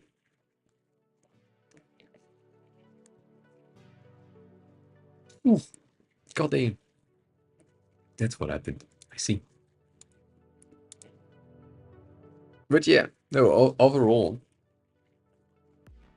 I understand. But the earthquake situations, that was the discussion basically. Um, they, when I was in Japan last year, we've had a ton of earthquakes, obviously, and we've had a ton of earthquake when I was at home. And the only thing that I could feel was nothing. Like I had the alerts on my phone saying, "Oh, you will have an earthquake of magnitude 4 happening soon," and then maybe I hear one of my doors, like sliding doors that just shake a tad. Um, and that's about it. And that's all. The biggest one was the one when I was in the hospital because the hospital building was older than my house.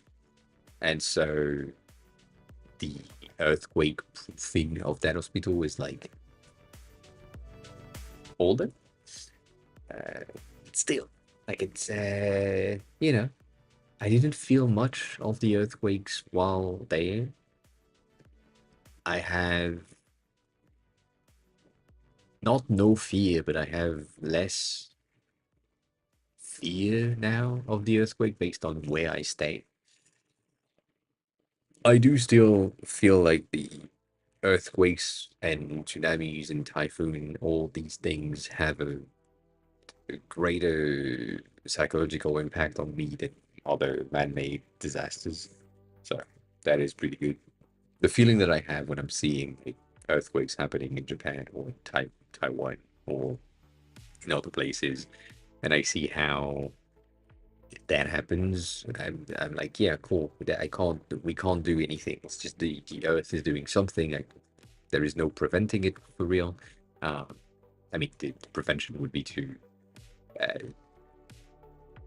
kind of drill the tectonic plates and dig them to ensure that they don't move, which is not really an option. Um, I think. I don't know. And when you see the other disasters that happens that are man-made, I'm like, cool, we could have prevented that. Therefore, I don't give a shit. So, eh, way more impact for me on the Earth-bound made disasters. I don't know why. It just it touches me more. Yeah, I had no clue. Anyways, I need to pee. 1 second.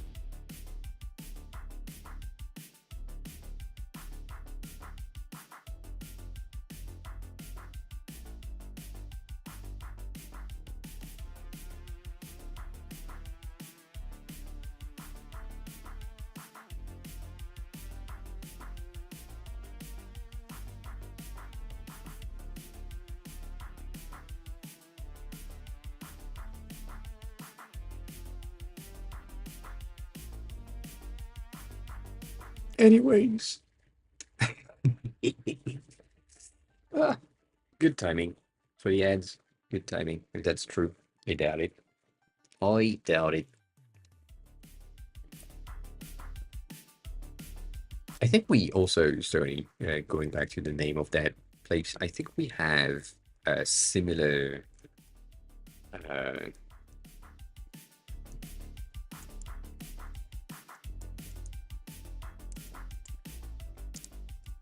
place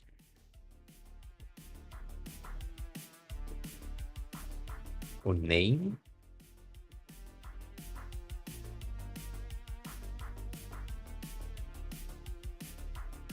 Hmm, we don't. It's just it's apparently a train line thing where from Paris to there is somehow direct ish with 11 trains per day. That's crazy. It's 7 hours. God damn. It's a 7 hours and 35 minutes train ride from Paris to north of there. That's crazy. I would rather take a plane. And yeah, plane on faster. Plane on faster.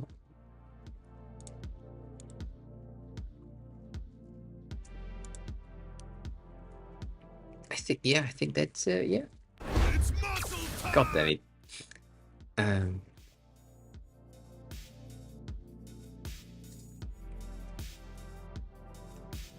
sure.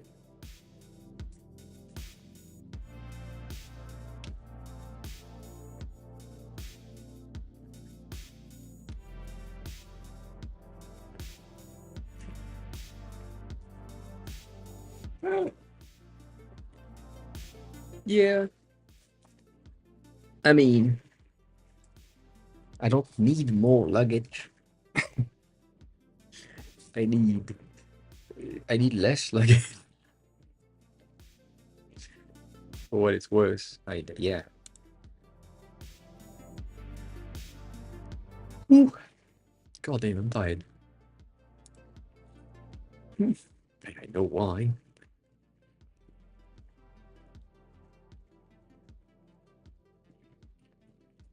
Also, Stoney, I don't think you were there when I said that in the beginning of the stream, because you were not there in the beginning of the stream. The thing that we talked about on Wednesday is fixed now. So, chat Streamerbot just had an update, and now I have all of my chats from all of my stream on YouTube. It's true. Done.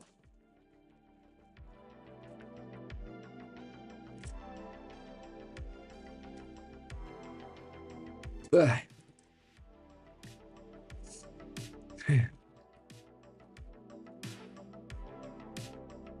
That makes sense.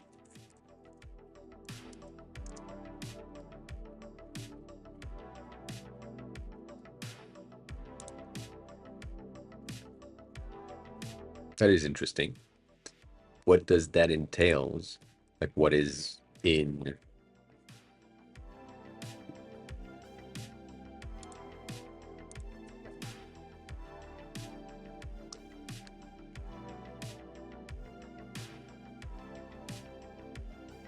Yeah, what's in the color palette generation?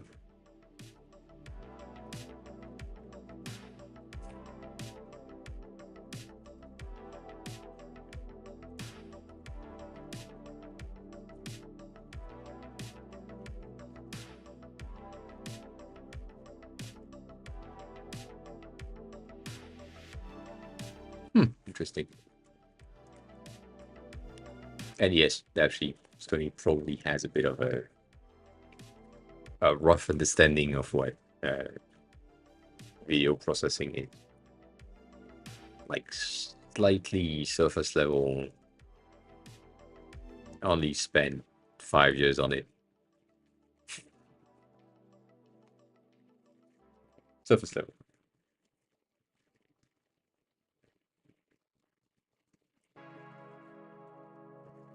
Should have refill day.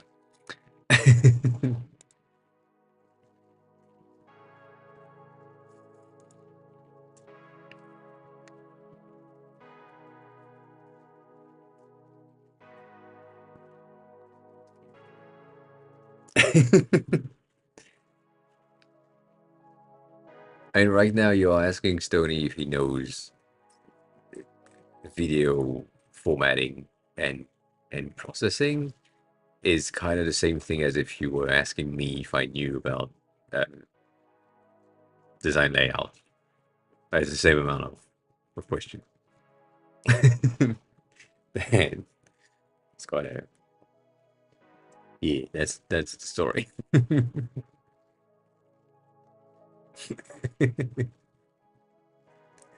What he doesn't have that is video processing and encoding uh, social media. So that's the thing.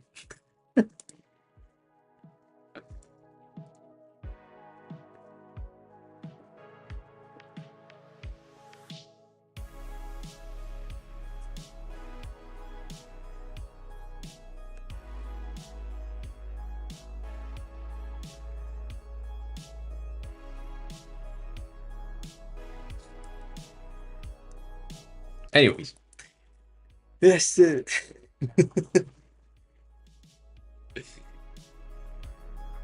Oh fuck! I am so tired.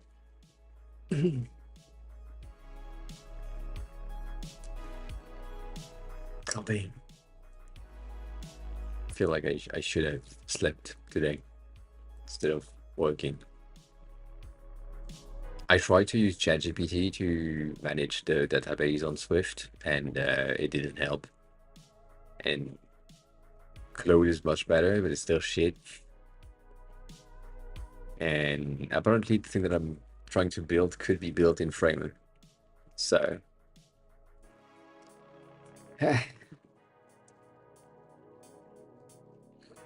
oh shit. I don't need to ask for help, not there. Because it's not help that is needed in that thing. It's understanding. It's the same thing as usual. It's just like I don't understand why the thing is not working. Um, and in order for me to understand why it's not working, I need to learn Swift entirely. And so even if I asked for help right now and someone just fixed it for me, it wouldn't help at all because it wouldn't understand. And if later on it just re-break the second time, I would need to re-ask the same person, someone else, to do the same thing again to make sure that it's fixed. So it's not a thing. Apparently, though, I do have this.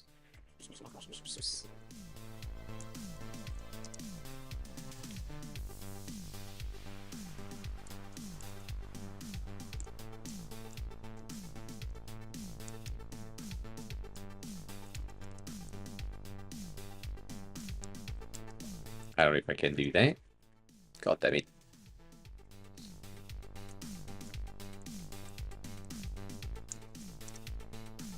Then they now have, or Fremo now have added, good, now have added this new feature that is the fetch feature, as far as I remember, which they just added, and obviously it's not presented in there, but they now have the ability to use fetch to get data from an API. And because I just need an API to get the content that I technically need, I can now do that with this feature. So I yeah.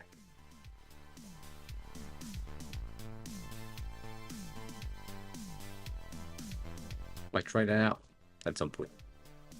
We'll see if it works.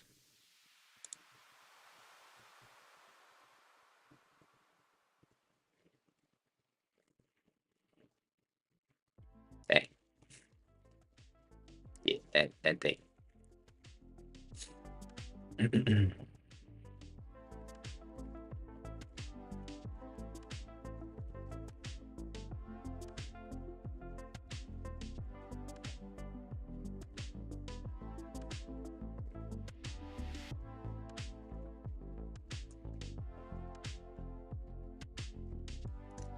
Yeah, but it's the other types of help would be a teacher, and I don't need a teacher. I uh, I, I just want to do something as a test, and the test doesn't work right now. That's about it. Like it's not a project where I'm needing to create something and release something. I just want to check it out, see if I could do something with the current knowledge that I have. That's about it. No more or less. So.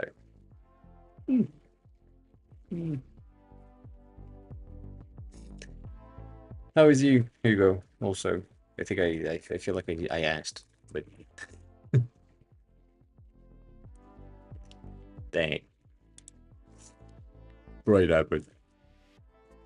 Oh shit.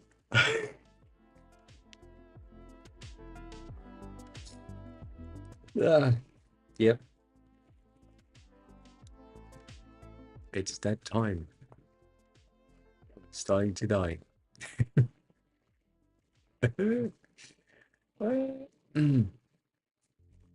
I also try to use these. Um,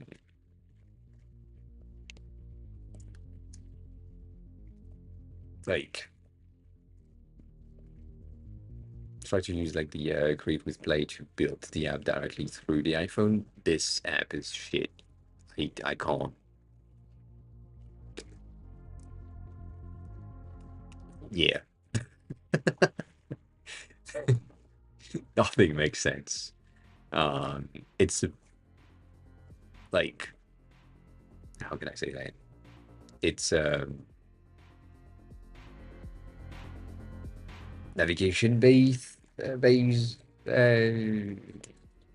process. Let me see if I can just show you how it's not working. I have a feeling it won't work, but we never know.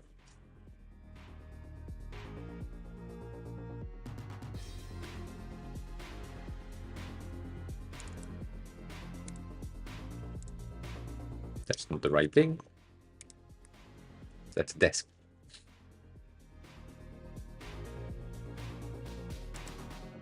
Ah, I see.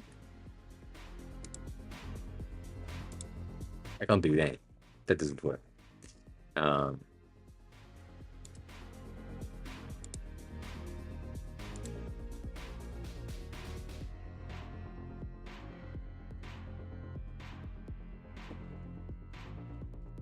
Oh, that's new. Shit. So it worked for a second and now it doesn't work anymore. And we just have a blank square. That's kind of sad. It's sad for mobile because it didn't do that on mobile, but um,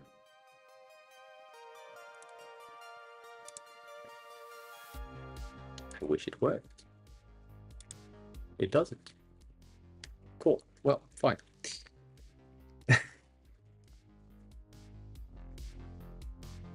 My pants? I don't have pants.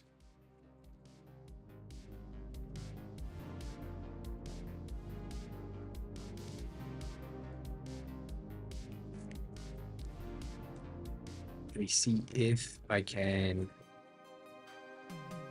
do that.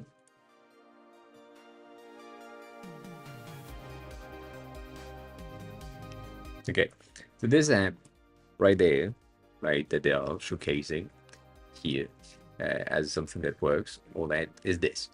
If I go into my project, this is, as I said, this is a navigation swipe based behavior. So I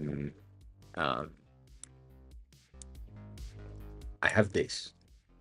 Do that, put it on the side. Here is it's my main page. If I click on it, I have the ability to, I technically have the ability to scroll and show you some other things underneath, but that entire behavior doesn't really work. On the side, I have some buttons to add or remove some content, but most of them don't work. And then the navigation navigation bar that are on the side, if I open things in there, there is like a scroll view of all the things that I can add. And on the other side, I have the pages of the app. So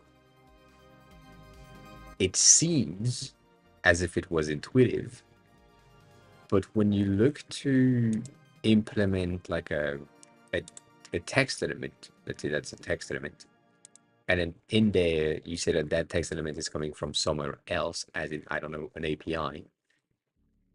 It should be easy, but it's not, and that's sad.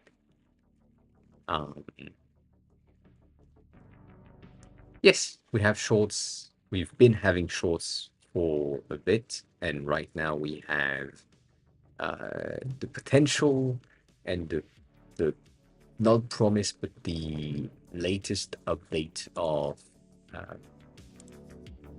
Twitch and the Twitch app specifically tend to give us the idea that it will happen to have a short stream or vertical stream and horizontal stream.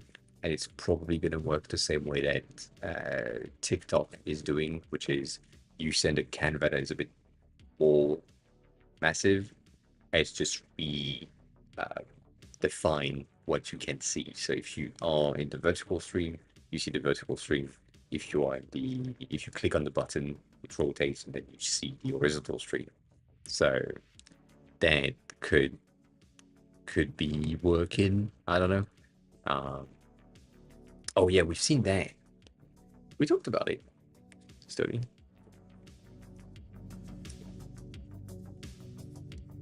The goal is to not use React Native. The goal is to use Swift because otherwise, yes, if I just use just JavaScript as a base, I think it would work. Chat layout is not going to happen, but that's basically it right now. We do have it. It's running on YouTube right now. Um, so that is the current layout that I have on here, and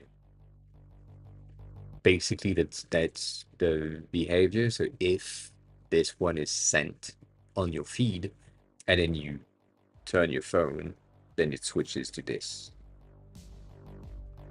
So I think that's gonna be it. And then on TikTok, for example, um, there is like a bit of an overlay of the chat on top of the stream. So that's why I'm just making that space kind of wide. The thing is, I currently cannot track TikTok or TikTok chat, as far as I know. I I had to check how I can do that, but that will be for later. For later. But yeah, that's the layout. And if you go TikTok, let's go into live section.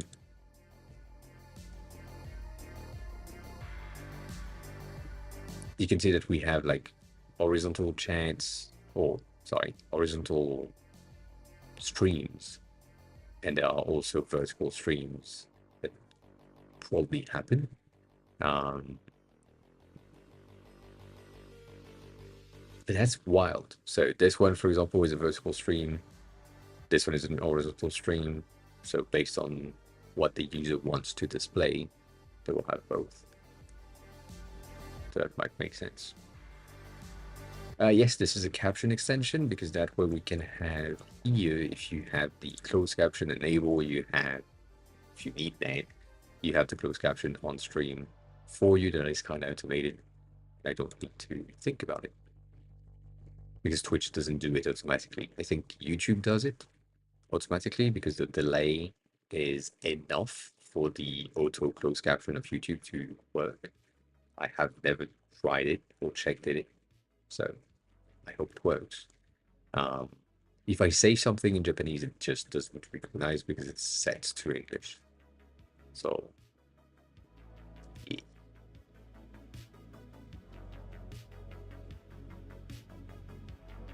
I doubt that konnichiwa would go through.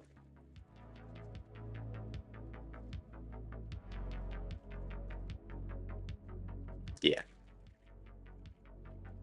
Even in English, yeah. It's also, again, it's the environment here is not suited for closed caption. I have the AC running. I have the mic that is in a closed environment.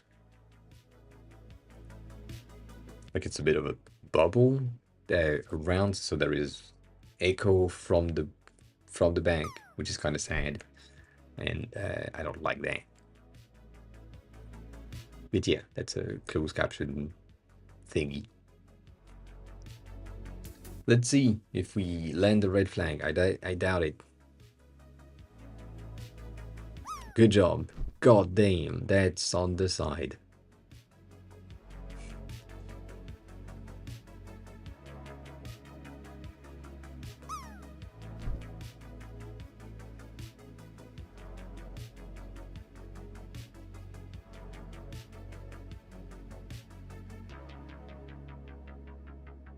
I don't think you would land this one. Actually, yeah, I doubt it. I doubt it.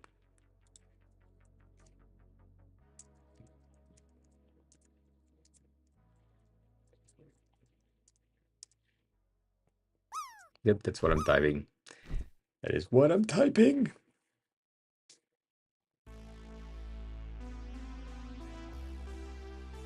Maybe I'm gonna bump. Oh, I could have bumped into Stony right there.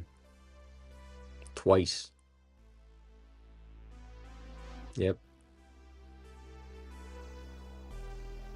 I guess if you white flag, maybe as a French, maybe that works. There's no collision? There is collision. At least on White Panther's version, there is collision. And when Jay Walter is here, there is collision because he drops at the same time. So no. I meant there was not here because I was just underneath you, so we didn't bump into each other. But collision is enabled. Um,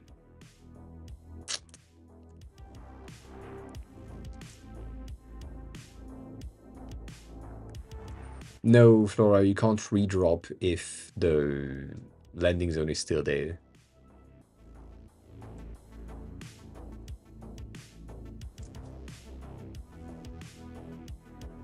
Hmm.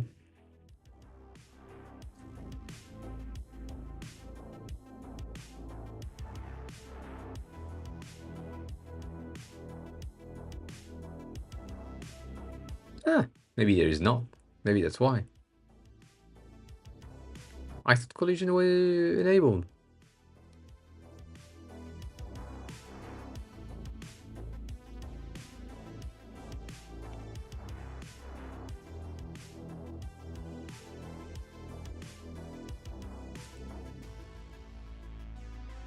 Hmm.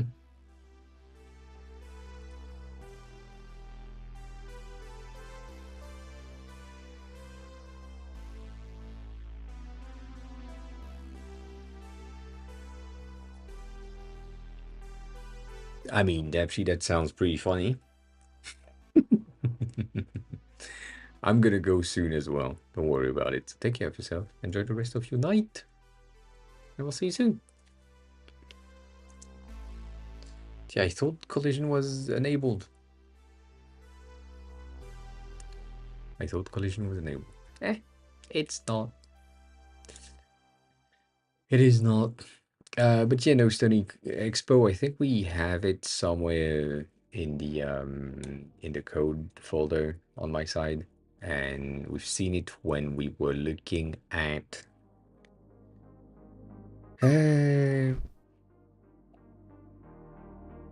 another React thing. I forgot the name.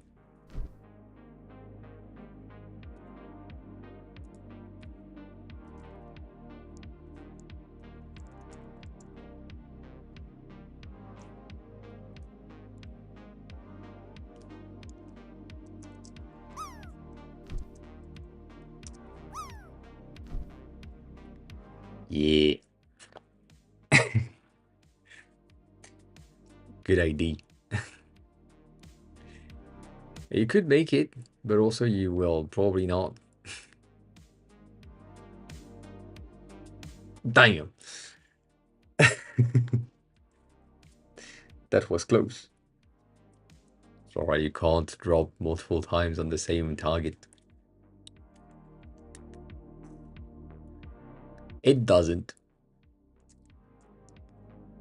Look, look, it doesn't. It's not right on top. It's not shit. You can't see shit there.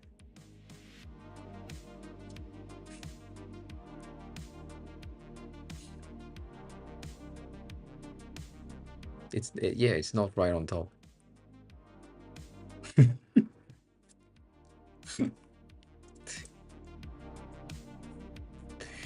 I don't know. I'm gaslighting the game. Don't worry about it. Don't worry about it. Game is fine.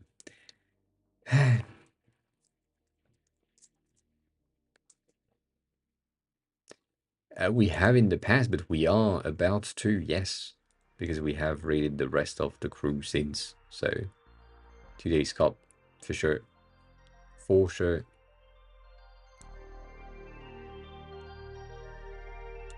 It's been like 3 months since we raided cat last Wednesday.